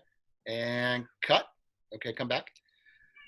How do you guys feel? I saw you looking for a little bit of lying, but for the most part, you guys were emotionally connected. How do you feel? Good. Like decent. Like not the best, but decent. What are your concerns? What do you? I don't know. I just think a second time always has a better flow since we have the idea of our timing. Well, we practice it a lot, but I don't know. You want a second shot like I got at General Hospital? You'd appreciate it. All right, go for it. Here we go. Okay. And nail it. Okay. Action. Hello? Hello? Hello? Are you there? Yes. There you are. Oh my gosh. How's it going? Did you find Ryan? Did you go in the pool? What did you guys do? Amy, can you listen for a second? I'm really well over here, like really well. I'm actually being mean to him. It's kind of working. We talked about Harry Potter. He knows that I'm a Slytherin. He seems to like it, which is a little bit surprising because okay, that's great, Molly, but I really think we should get going, okay? Are you nuts? No way. Nick is fully flirting with me. I actually think this is gonna happen. Now, can you join the computer chat, please? I want to talk on there. I can't hear you. Yeah, sure. Okay. Are we here? Yes. So, Molly, please just, can we go? I don't know how many times I have to ask you. Let's just go. No. Just go find Ryan. You've got to be kidding me. You know what? I've done whatever you wanted all night. Now I'm asking you. Just go. No, okay? Just Malala. Amy. No. I don't know what to say. Honestly. I don't know. What do you want me to say? I asked you to leave. You said no. I've been doing whatever you wanted all night, and I'm sick of it. Okay? Well, I'm not going to leave just because you're doing the thing that you always do. Okay, and what is that supposed to mean? Just, I don't know. You talk a big game, but then when you give up, when you get uncomfortable, like you jumped in the pool and now you're sad that you're wet. That's bullshit. You know that's bullshit. I mean, if I didn't drag you to do things, you don't drag me, though. That's the thing. You don't drag me. You force me to do whatever you want to do all the time. What does that even mean? You decide what we do, when we do it, and we always have to do it together. It's a pattern. I have to decide what we do because you never decide anything in this friendship. I have to do all the heavy lifting. You know what? That's not true. That's just not true, Molly. I can take charge. No, you don't take charge. You never take charge. Without me, you wouldn't do anything at all. You'd be nothing. I'm going to Africa without you. Does that not say enough? Well, I encourage your summer abroad. Okay, well, guess what? Sorry to say, but I'm not going for the summer. Molly, I'm going for the whole year. Wait. What? taking a gap year. I deferred Columbia until next fall. Well, when did you decide that? When I applied. In January. You've been lying to me since January. Yeah, Molly, because I knew you would have tried to bully me into staying.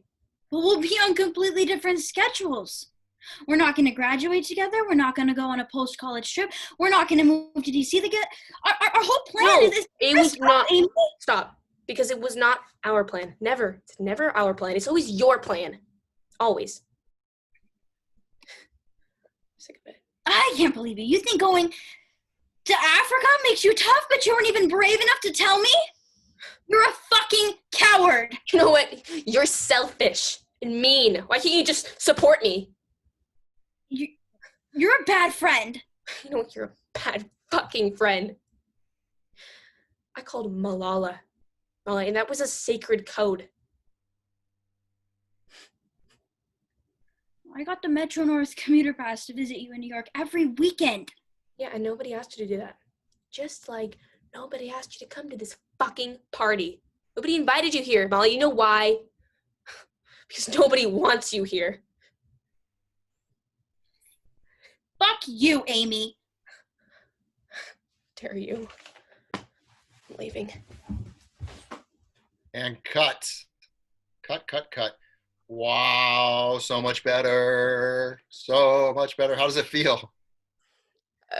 Better. A lot better. A lot better, yeah. Oh my God, everyone give them a round of applause in your camera so they can see your hands.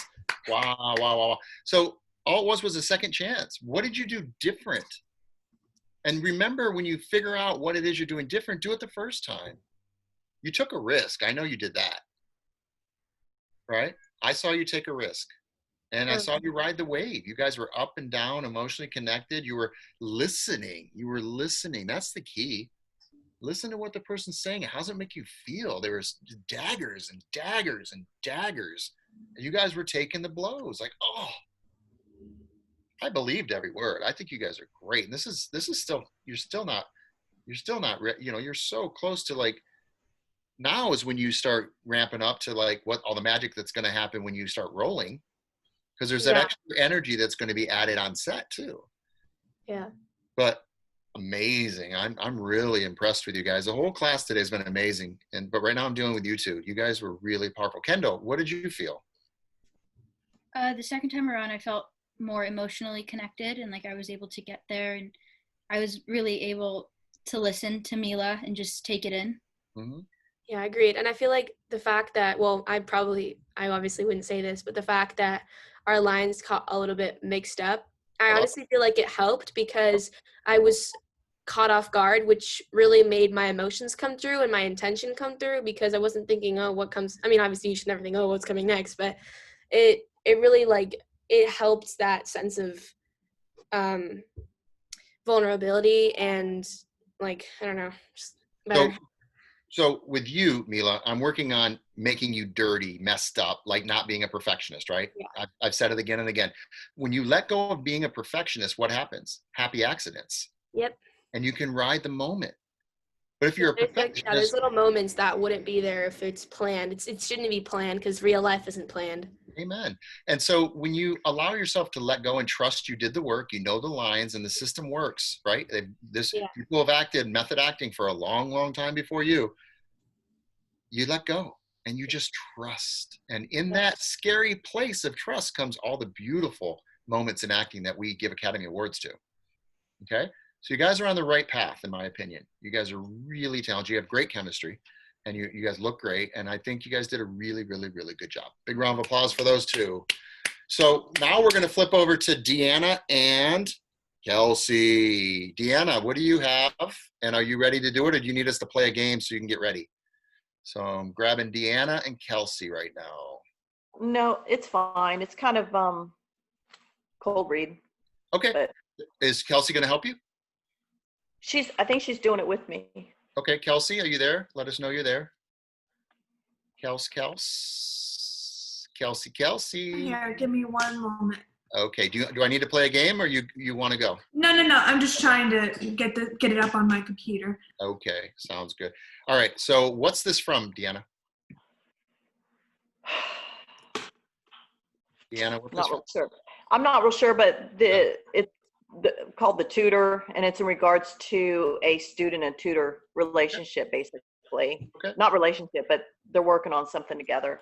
And did you do Losing light. did you do your basic breakdown and everything? Sure. Yeah.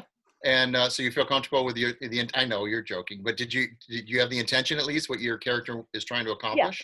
Yeah. As I said, it's pretty cold, but we'll get there. We're good. Are you with us, Kelsey?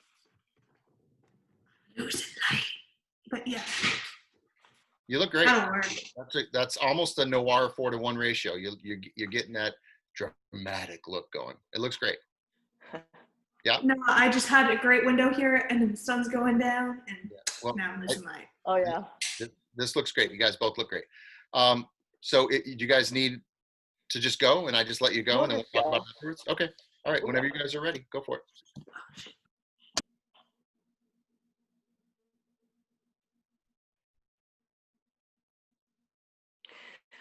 Oh, Kelsey, you're Linux. And Kelsey, your microphone's muted. There we That's go. unintentional. You're Linux. Okay.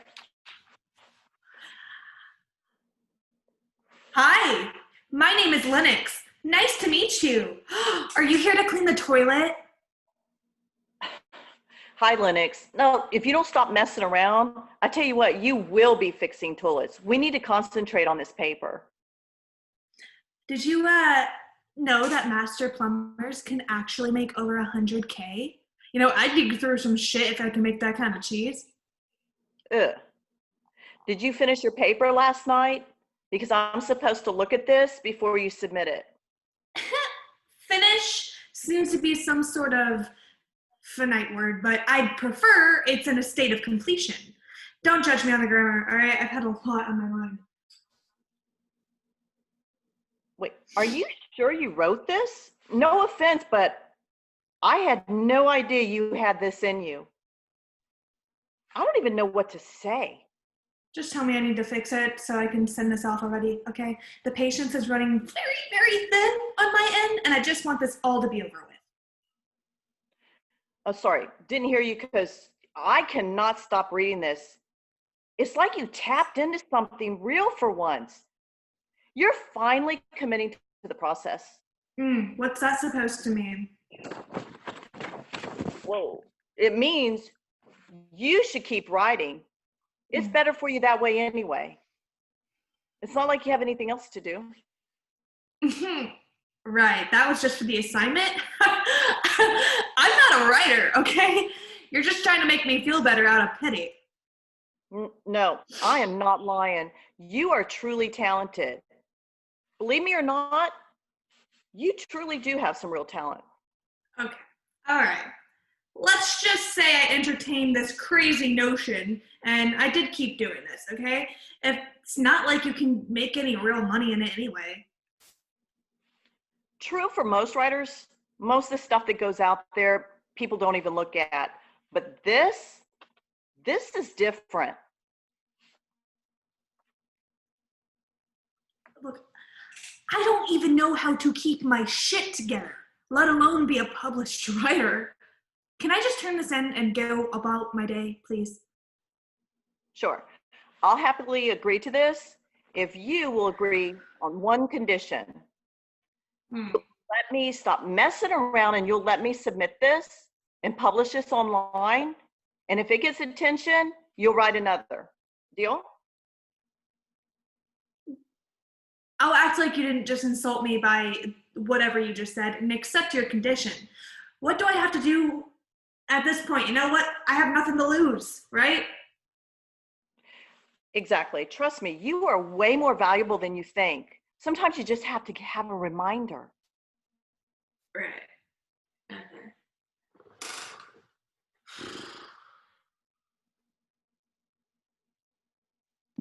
Is that it? Yep. Yeah. Okay. And cut. Okay. Very good. This is obviously a cold read, right? You guys just grabbed it, a couple hour ago, or whatever, for class because I asked you guys to do that, right? So it's a cold. Okay. So Deanna, I'm going to ask you a couple questions, and we're just going to answer those questions really quickly.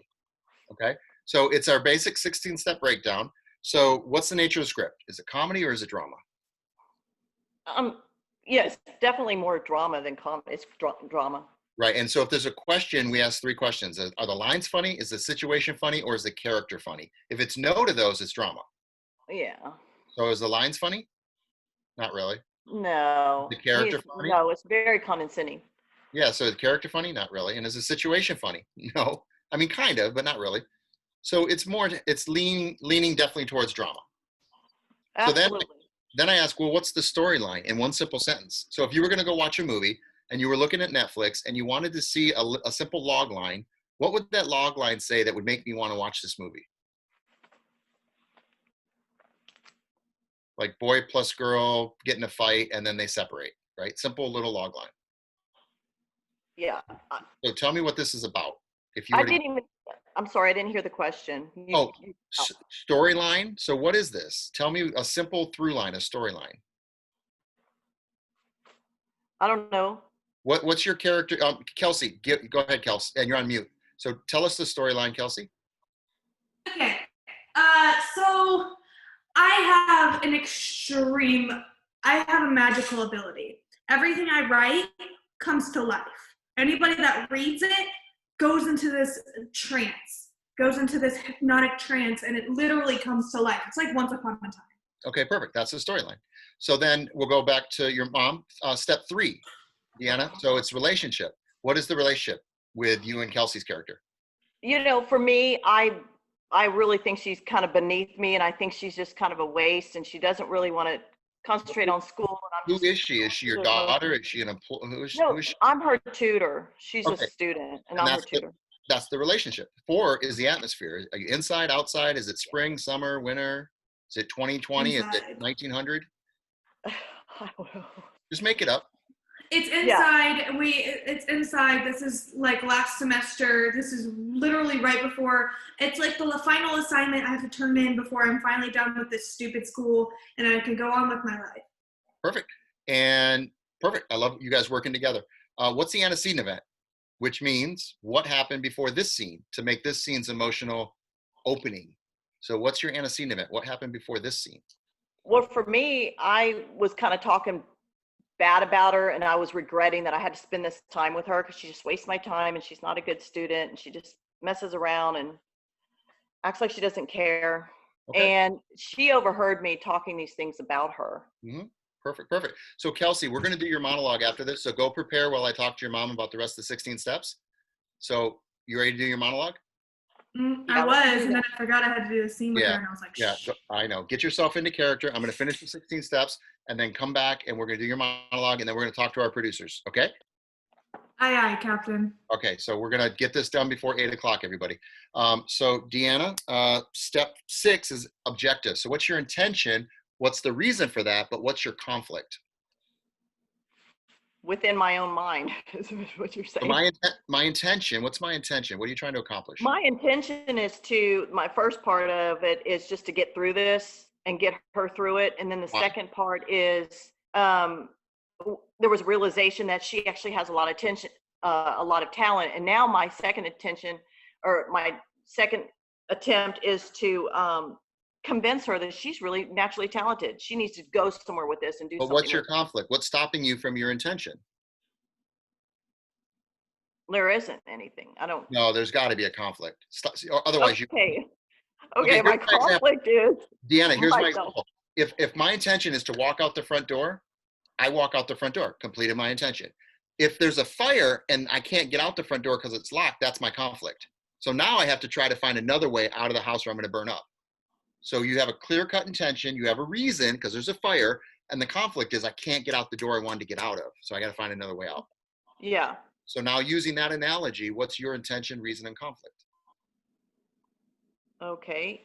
My intention is regarding her. Yeah. The scene, right? You're in the scene. My intention is to convince her. Why? What I'm trying to convince her. Right. And my conflict is I can't seem to get through to her. Boom. There you go. Now you have a conflict. Okay. So now you have to increase your intention. So that's 6. 7, how do you feel about her with any buts? I like her, but I can't stand her, but she's my daughter or whatever. You find the Yeah. No, I like her. I mean, no, I'm her tutor. I'm frustrated with her. I really don't like working with her, but then it flips. Right. Yeah. Right. Perfect. But it's my job. I really don't like working with her, but I have to. It's my job. Right. That keeps you, like in your library, you're not going to yell. If you're talking to a cop, you're not going to punch him in the face. It allows you to play really deeply in your emotional restraints and not overact, because you're not overacting because you can't. You have restraints. You have things that won't allow you to do it. If you're talking to a cop, you're not going to punch him in the face unless you want to go to jail or get killed. So Right. you have natural organic restraints. So it allows you to commit to your emotion fully. And that step's going to help you not overact, right? We don't yell. We try not to yell. We don't cry. We try not to cry. We don't scream. We try not to scream. We try not to laugh.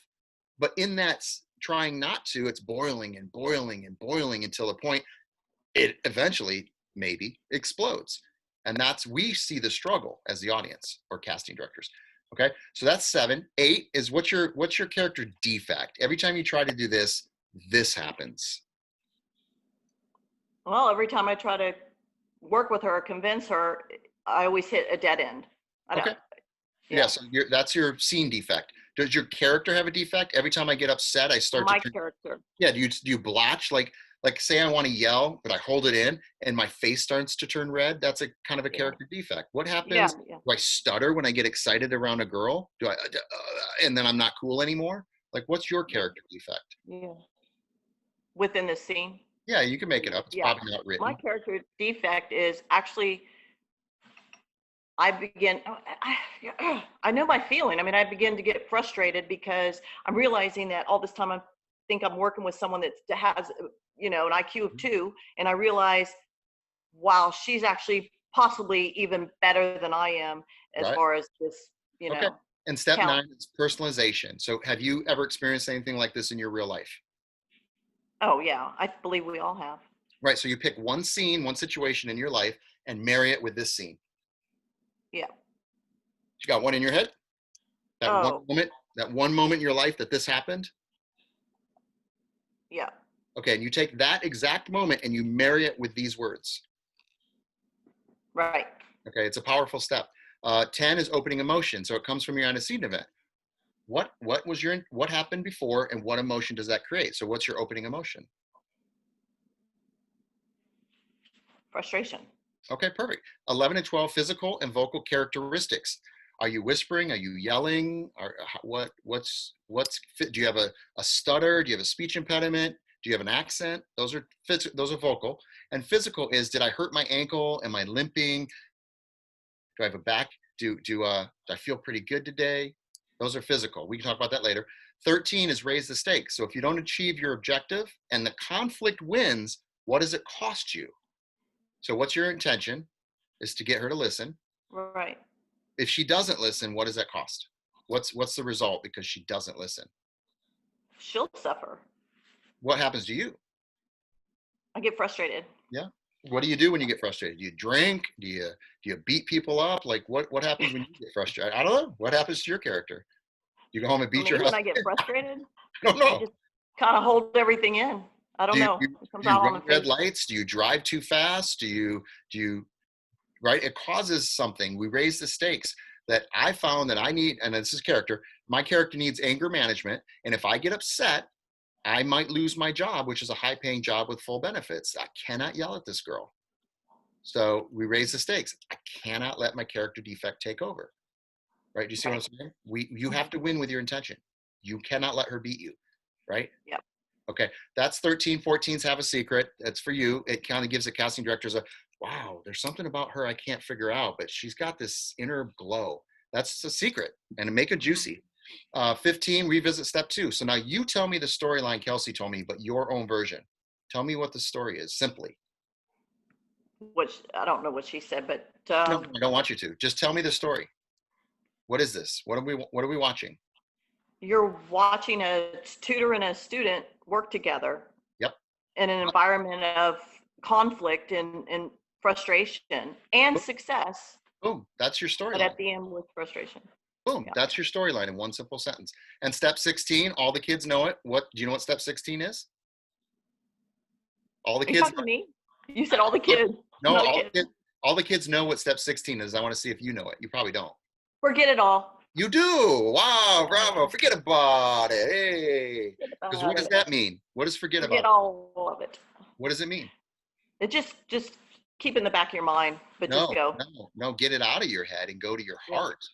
Get out of your thinking brain, which is your technical brain, which is your director brain, and get into your heart and get into the emotional connection and ride the wave, trusting you know your lines, you know your intention. And if you get out of your head, your performances are going to be awesome. But if you're thinking, what's my next line? What am I supposed to do? How can I be perfect? Oh my God, they're looking at me. Oh my God, I'm not good enough. Oh my God, this lighting sucks. Oh my God, oh my God, oh my God. You're going to lock up. So step 16 is really important, to just forget about everything around you. What's my opening emotion? And go. Okay. That's my basic fundamental for this program of BSA, is basically that 16 step. And everything we do is built on that foundation. And we take it as far as we can take it. Okay. So Deanna, very good. Thank you for allowing me to teach that through your cold reading today. All right. I'm really proud of you. Thank you for coming. Big round of applause for Deanna and Kelsey. Kelsey, come back to us. We want you to do your monologue. And then Riker, be ready to interview our guests. Okay. Yes. Thank you so much for sticking around and watching this wonderful group. They're all so talented, and I'm so proud to be working with them. So we're going to interview you guys, or talk to you, and Riker's going to ask you a couple questions, and then we'll call it a night. Okay. Kelsey, are you ready? Your mic's muted. You're on mute. Okay. So I'm going to be quiet. You do whatever you want to do. I'm going on mute.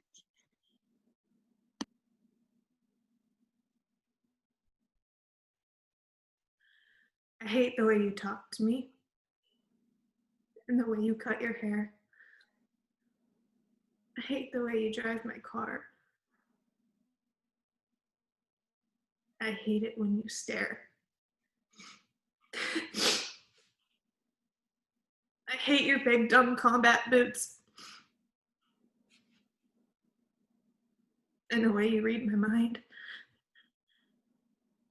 I hate you so much it makes me sick. It even makes me rhyme. I hate the way you're always right. I hate it when you lie.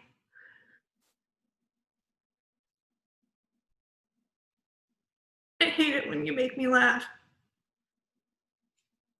Even worse, when you make me cry. I hate it when you're not around.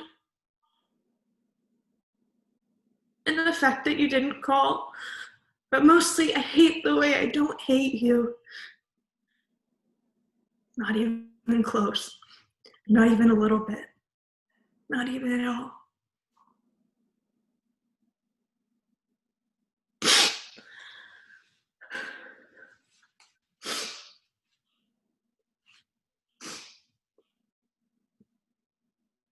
Yeah.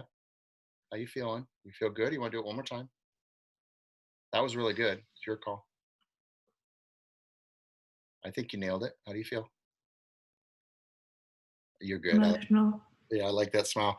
I think it's really good. I think it's a great note to end our class on.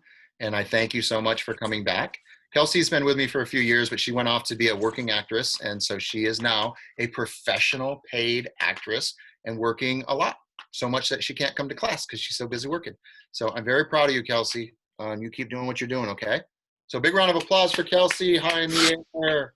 High in the air. Everybody's here. Okay, so now we're going to interview our guests. I really want to say hi to Jim. Big Jim, can you turn on your mic real quick? How you doing? How you doing, sir? I'm good, Tony. I'm glad to have you in class. Great. What'd you You think? had a great class. Great class.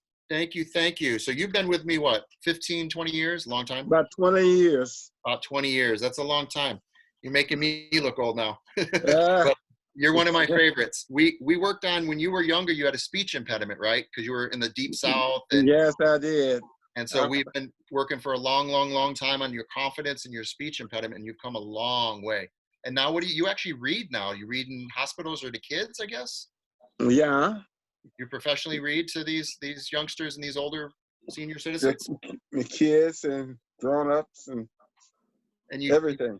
And you teach dancing, and you're very confident now. Oh, yeah. Yeah, football All, leader. all thanks to you, Tony. I don't know about that. I'm not looking for that, but I thank you for the compliment. But no, you're a hard worker and you've put a lot into this. You had a full career in the Postal Service and you retired and doing pretty well for yourself. And then all of a sudden COVID hits. You And sure did. we're all locked in. So once we get out of COVID, Jim, I've got big plans for you. So just keep coming back, okay? Will do. Okay, my Thanks friend. so much. Thank you. Thank you. The kids, they are so beautiful. They're really, really good. It's exciting to work with them. I'm honored. They're going to go off and be really successful. And the goal is to have the teachers surpass the students. So we set the bar pretty low. So you guys will be fine. Thank you, Jim. We're going to put you back on mute. Chris, let's get you on. Chris. Hey, Tony. Thank you so much. One of my former students. What'd you think of the kids? You know, Tony, they were amazing.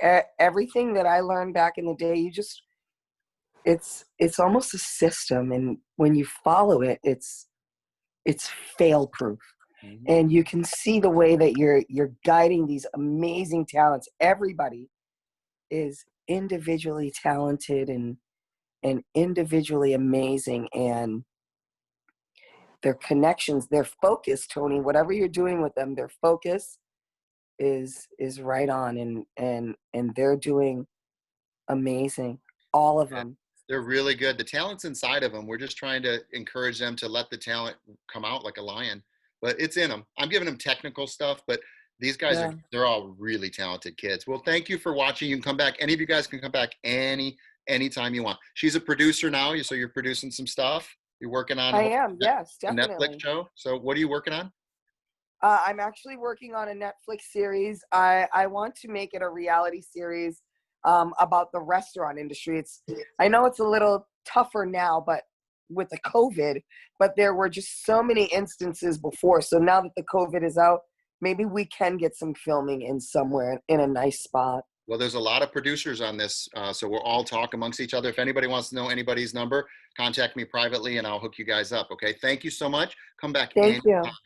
All right, Thank you, Tony. Oh, you're awesome, Chris. William, hey, how you doing? And what did your casting director friend think? Get him, girl. Get him, Daddy. I think everybody was great, and everybody was better the second time around. Definitely. Oh man, and man, I almost said a bad word. Yeah, I'm excited. I'm excited for all of them. Is it Kyler and Mila? Oh, Kendall. Riker. Sorry. Riker. Yeah, Riker. Very Mila. special. Very special. Yeah. We missed Reese today. We missed Reese today. I knew she wasn't feeling good. Yeah, she's watching though, and I could play some links for her, but you guys got to come back next week when she's feeling better. Reese is our little Shirley Temple. We just love her. She's so talented, both in comedy and drama and dance and modeling. We just love her to death. Oh my God, yeah, we need that kind of talent, man. Yeah, so Reese is gonna be back next week, so you guys come back. Okay, thank you. Yeah, Miss Logan liked everybody. We're gonna critique some people later with you. Okay. Okay, so does your casting director want to say anything? Any comments? I'm really impressed with Mila. Love you. You're doing great. Oh my God! Wow, that's so sweet. Thank you so much. Riker, you did great too, but Riker. remember to look where the camera is because your head was cut off a lot of the time in the first one anyway. So just remember to watch that camera. And so with casting, right, you guys, everybody's up for the same part. So we as casting directors have to look for the simplest little reason to drop you because you're all perfect. So if we can't find a flaw, how are we going to pick who we want? You got to make the mistake. If you messed up somewhere where you shouldn't have, and we go, oh, there's the reason we got to dump you. We don't want to dump anybody. Actually, on that note, watch your mouth, what you're doing with your mouth when you're on camera. If it looks like you're eating, even though you're not, or if you're sticking your tongue in your cheek or something, that gets noticed. Yeah. Or if you're not listening when you're looking for your lines, always be listening. Listen. So we'll do a casting director workshop. Maybe you'll join us again and you can give us some clues what casting directors look for. Denny used to be one of the Power Rangers years ago. Oh, well, there you go. Wow. Now we need to get you on and interview you in a minute. You know Ho Sung Pak, right? Ho Sung Pak is one of my producer buddies. He was one of the Power Rangers too. Okay, well, cool. Let's go to Adrian. Thank you guys so much for being on the show and giving the kids your feedback. Adrian, real quick, I know you're working, but Adrian, thank you for coming back every week. It really means the world to us. Adrian's a director and an editor, and he was my on-set coach as well. Adrian. I left side notes during the scroll, and I can't wait to actually work with a few of you guys. I mean, you're camera ready, and I just sort of drop in each week now just to keep tabs on you. And like I said in the side notes, there are a couple of scenes that could have been filmed and edited straight off these tapes. And with Kendall, there was one note that you gave Tony, and it was when you mentioned when she played subtle in the take 2 of her scene. It's the one time I would love to have had her right in here to read all the subtleties that were going on. In the first take where it was a little bit over the top, not so much, but in the take 2 where it was very subtle, I'd love to have been able to dig in there to see what was going on in more detail, because I think it was all there. So overall, the whole class was terrific tonight. And Zachary with his, he's getting so close. I mean, yeah, it's just one more take, I think, and it's ready to go in front of camera. Yeah, yeah. Well, Adrian, thank you so much. I really am grateful because you were my coach, so it means the world to me to have you overseeing the class. So this is your grand teacher, everybody, just so you know. And our grand student, my grand student, won America's Got Talent, Cody Lee, because Sal, who was in your class as well, Adrian, Sal is Cody Lee's coach. So oh, really? Cody Lee is your grandbaby as well. Oh, indirectly. Yeah, just through Sal. We love Sal. Sal's a great actor, great guitarist. So you guys, real quick, what did you think of Faithlyn? This is her first time in the big group class. She just turned 7 this week. You guys remember her, the first one? She did the American Doll. Isn't she have a bright future ahead of her? Yeah, absolutely. Absolutely, yeah. She's such a big personality for 7 years old now. And same thing. We've got my new students. We've got Ella. Ella just joined us, and I'm happy to have her do her first scene with us. I think she's got a promising future. And of course, we love Reese, and of course the brothers Holden and Riker, and we got Mila and Kendall, and we got everybody, and Deanna and Kelsey. And I mean, Kelsey's just each week just getting better and better and better. Like she's finding her lane right now. So I'm really, really, Zach, I just love you. So you guys, I really encourage you to keep coming back and keep learning from watching these other students and what the critiques they're getting. Okay. So real quick, let's see if we can get Apple and David on real quick. And then I'm going to have Riker interview David and Apple. Okay. So that's how we're going to wrap out the show. So David, I was in one of your movies. You were actually an actor and producer in it, Joe Killionaire, but you've done a lot more than that. You got a movie that just came out in the trades that you worked with Morgan Freeman and Robert De Niro and Tommy Lee Jones. I mean, that's amazing that you were able to watch these kids. Any comments on them? I thought it was great. No, he's not even on video. It's just a picture. Yeah. Yes. So everyone go on mute real quick. Let's go on mute and then let David say. So David, any comments on what you saw? Because I really didn't tell you what you were going to watch. No, you didn't. No, it was surprising. I was an actor for a long time as well, and I know the process, and I understand what these folks are going through right now. And I think being in the situation that they're in, cold readings and not, working in front of producers and casting directors, that's a tough situation. And I think everyone really remained calm and cool and did a great job. And they're doing it on Zoom. Like, this is a weird medium to be doing this on. So we're trying to find ways to use our sets to the best of our ability and use everything we got, because we're trapped right now as far as casting is concerned in our rooms. Yeah. Well, thank you. So you brought Apple with you. What does Apple do? And can you tell us a little bit about her app, or Apple as well, if she wants to say anything? I'm here. Very Hi, glad to meet Apple. everyone. Yes. So what is entertainment oxygen? I'm going to let Riker interview you guys, but I'll just get these basics out of the way. What is your app? Dave, you can answer that, right, Dave? Go for it, Apple. Yeah. I am a music producer, transaction to film over last 13, 15 years. So I experienced the same thing. People so talented in many aspects of the business and the art, but they're just the way, how we connected to the project, casting director, and the overall opportunity is not equal at all. So we just, put all the database together, create this amazing platform, which is EO app, this application that you can carry around with your phone, and you can meet people, connect with people easily for the whole entire entertainment industry. And also that you can, showcase yourself on the app, and the app connect with your social media, with your IMDb. And so easy for casting director or any producer or any artist to have that information transparency to really spot the talent that can work, can be right for your project. So then we're just here to help the industry to use new technology to change the system. Well, thank you so much for staying on for 2 hours and watching our kids. It went a little longer than I'd hoped. We had a lot of work today, and I really wanted the kids to show their best light. So Riker, I want you to interview David. And if we have time, you can interview Apple, but I really want you to focus on David and what you can get out of him. Okay? Yes, sir. And get out of me. Try to get some money out of him, Riker. No, you guys have also, you guys, I want to spice things up, get you guys a little excited because, we've been here a while and, got to make the most of it. So, am I free to begin my interview? Are you ready? You got to work to spice things up for me, kid.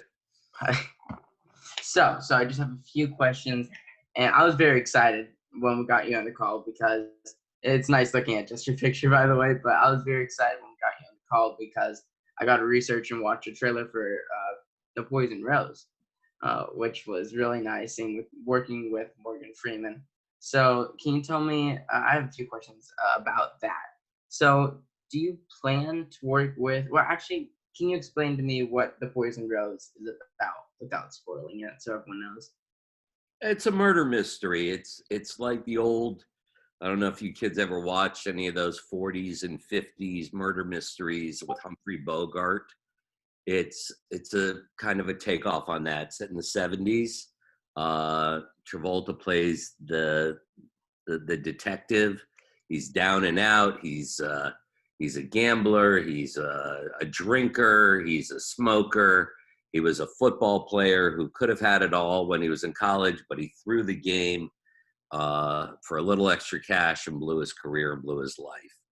And now it's 30 years later, he's back investigating a murder in the town that he grew up in. A lot of fun movie. John's great to work with. I feel terrible about him for losing Kelly right now. She's a sweetheart, his wife.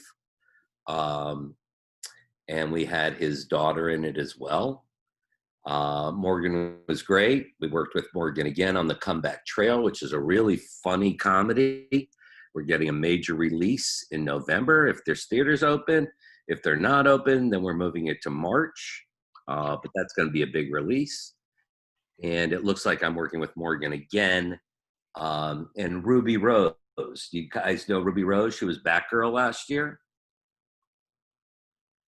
I didn't personally. I'm not sure who Ruby Rose is, but that Batgirl last year. Which movies? She was Batgirl on the TV show Batgirl. Oh, okay. Well, okay. Well, if it's Batgirl on Batgirl. Okay, yes, that's insane. Yeah, so I'm working with her and Morgan again. If we can get our act together, well, our act is together. It's all about COVID-19 right now. Yeah. Absolutely. I was going to ask if you were going to work with Morgan Freeman again, but what you just said is amazing. So I'm guessing you liked him. I'm guessing because he seems like a very good. I mean, you wouldn't make it in this industry if people don't like you. So I have a question about The Poison Rose. Did anything unexpected happen on set? Any stories you could tell us? You're going back a couple of years from me now. I've made 6 more movies since then. Any interesting stories from any of them? Like anything you want to share with the world? Wow. Look, all I can say is when you work at the professional level like we work at, you're always going to have stories. Every day there's issues. Every day there's problems. You try and keep them from the cast. You try and keep them from the crew. As a producer handling these situations, it's my responsibility to take any issues, any short circuits, and make sure that they're put back together and that the movie goes on. It's all about the movie going on. But we had a great crew, great cast, and when you have professionals, which hopefully you all will be, you have to know when you show up to set, you're there to work. It's fun, it's great, it's interesting, but it's a job. And you got to keep that in mind. And these days, unless you're doing some big action movie that you got a year to shoot, if you're doing independent work on independent films, you have to know that you got to go in focused with all your lines learned and make your day. You just have to be professional.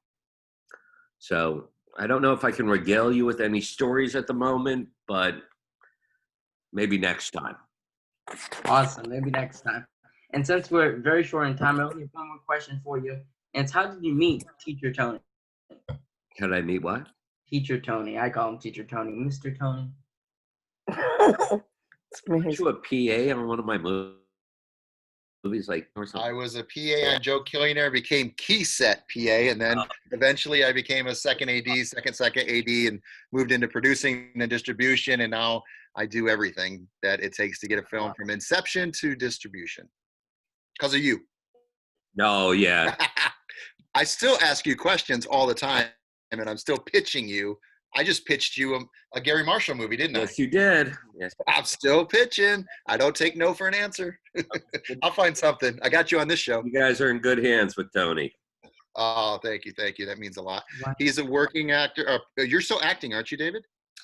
I take a day role in some of my movies just to keep my SAG membership alive, but producing is such a full-time thing when you're working on these movies. Mm-hmm. We have such short shoots. You know, again, when you're in the independent film world, it's a lot of work. It's a lot of work. It's 24/7 when you're working on a movie. Yeah. I've always seen you smile. I've never seen you lose your temper. You may have. I've never seen it. It was a pleasure to work with you for the 3.5 weeks we did on Joe Killionaire. You had a funny role in that. And I don't know. I was connected to you by just watching you just be cool. Because you hear a lot of producers because there's so much pressure and stress. You can see producers aren't easy to talk to on set. Like you just kind of want to stay away from them. But there was something about you. You just seemed very inviting. You were very kind. And I knew nothing other than acting. And you were open. Yeah, I appreciate that. I've finished more than one show where the crews come up to me and said that this is the first time we've ever worked on a movie that the producer didn't yell at us. Yeah. So, you know, I'm of the mind that if you're civil to people and they're doing their job properly, if you do have an issue with them, you take them off set and you talk to them separately. Right. You don't yell at people on set. You know?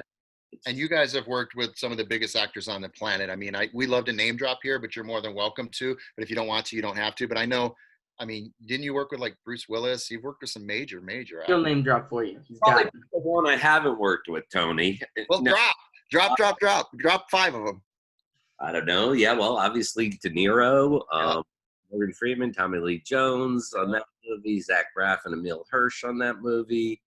John Travolta, I've done 3 movies with. Well, in the old days, the Christian Slaters and Cuba Gooding Jr.'s and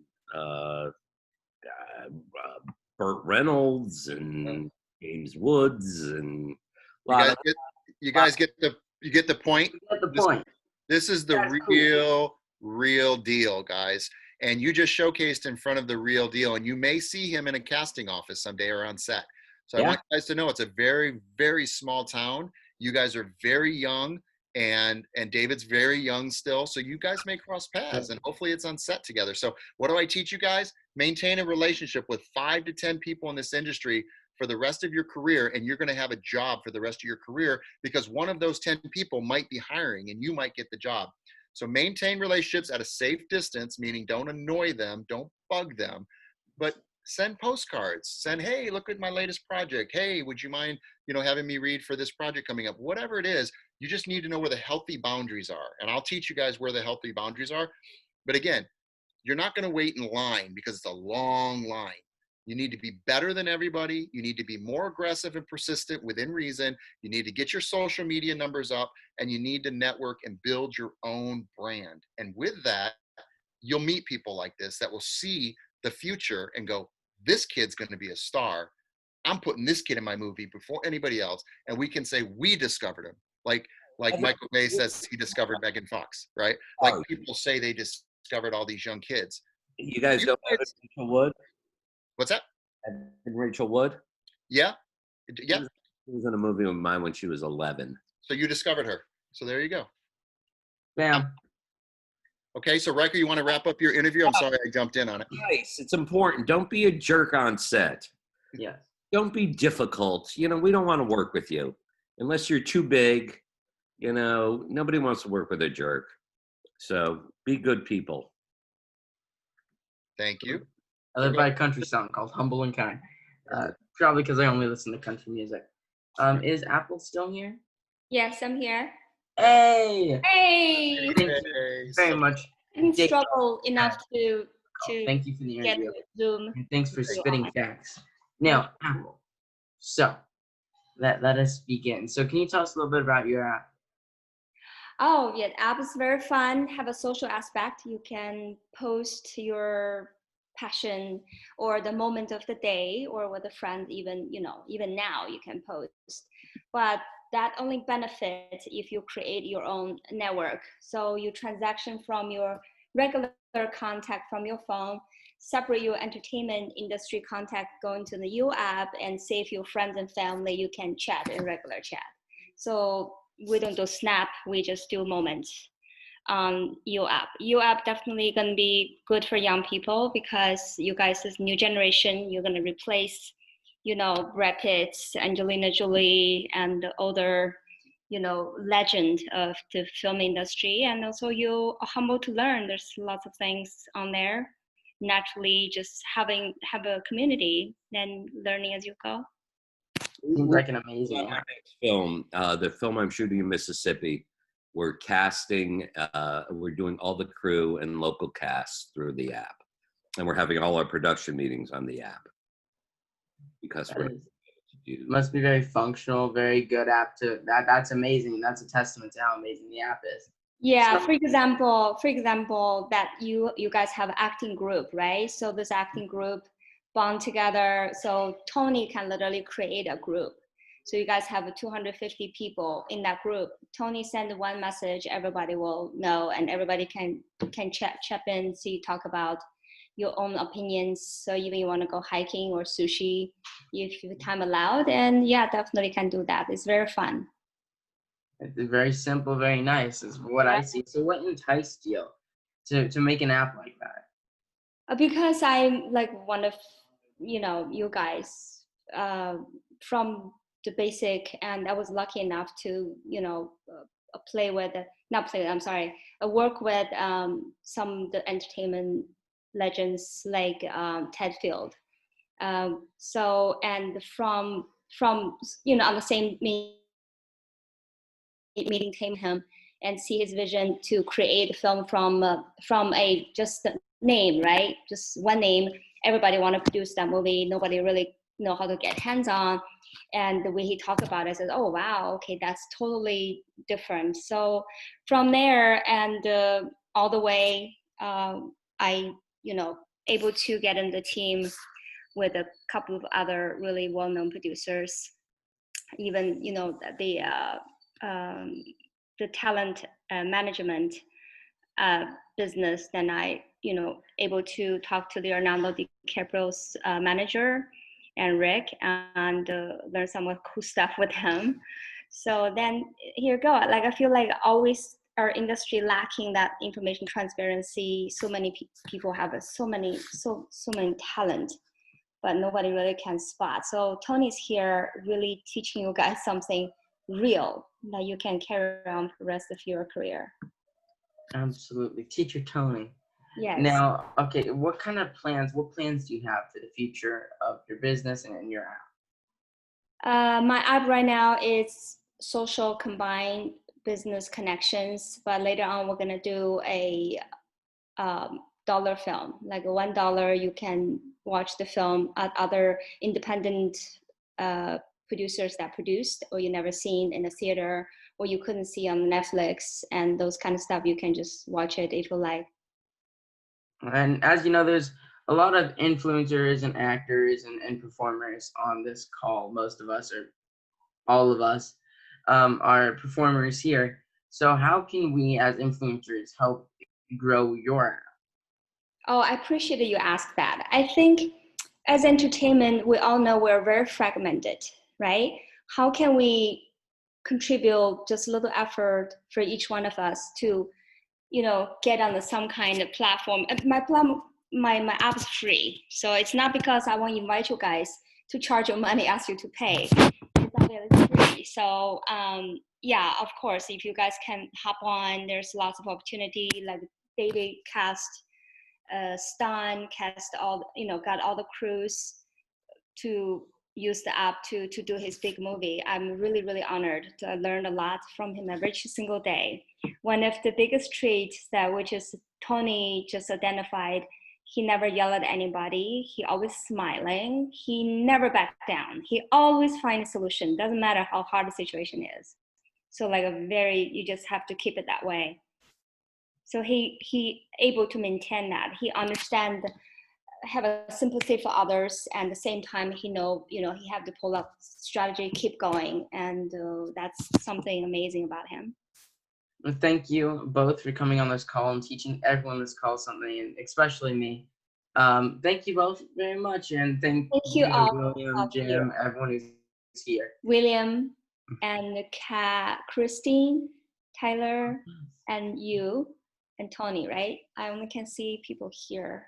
We've got a lot of people. Hi. Oh, okay. There's a more. lot. Okay, hi. All of them. Yeah, just keep. Yeah, it's quite an amazing call. Oh, okay. There's a button. Riker, thank you so much for doing the interview. Riker's working on his hosting skills. He's a professional host. Riker, where have you hosted before? Just to let them know that you do this for a living. Well, I didn't host at the Oscars, but I interviewed. And I interviewed at Byron Allen's Oscar party, and then the Critics' Choice Awards. And I'm not name dropping, but I kind of am. Go for it. You taught me.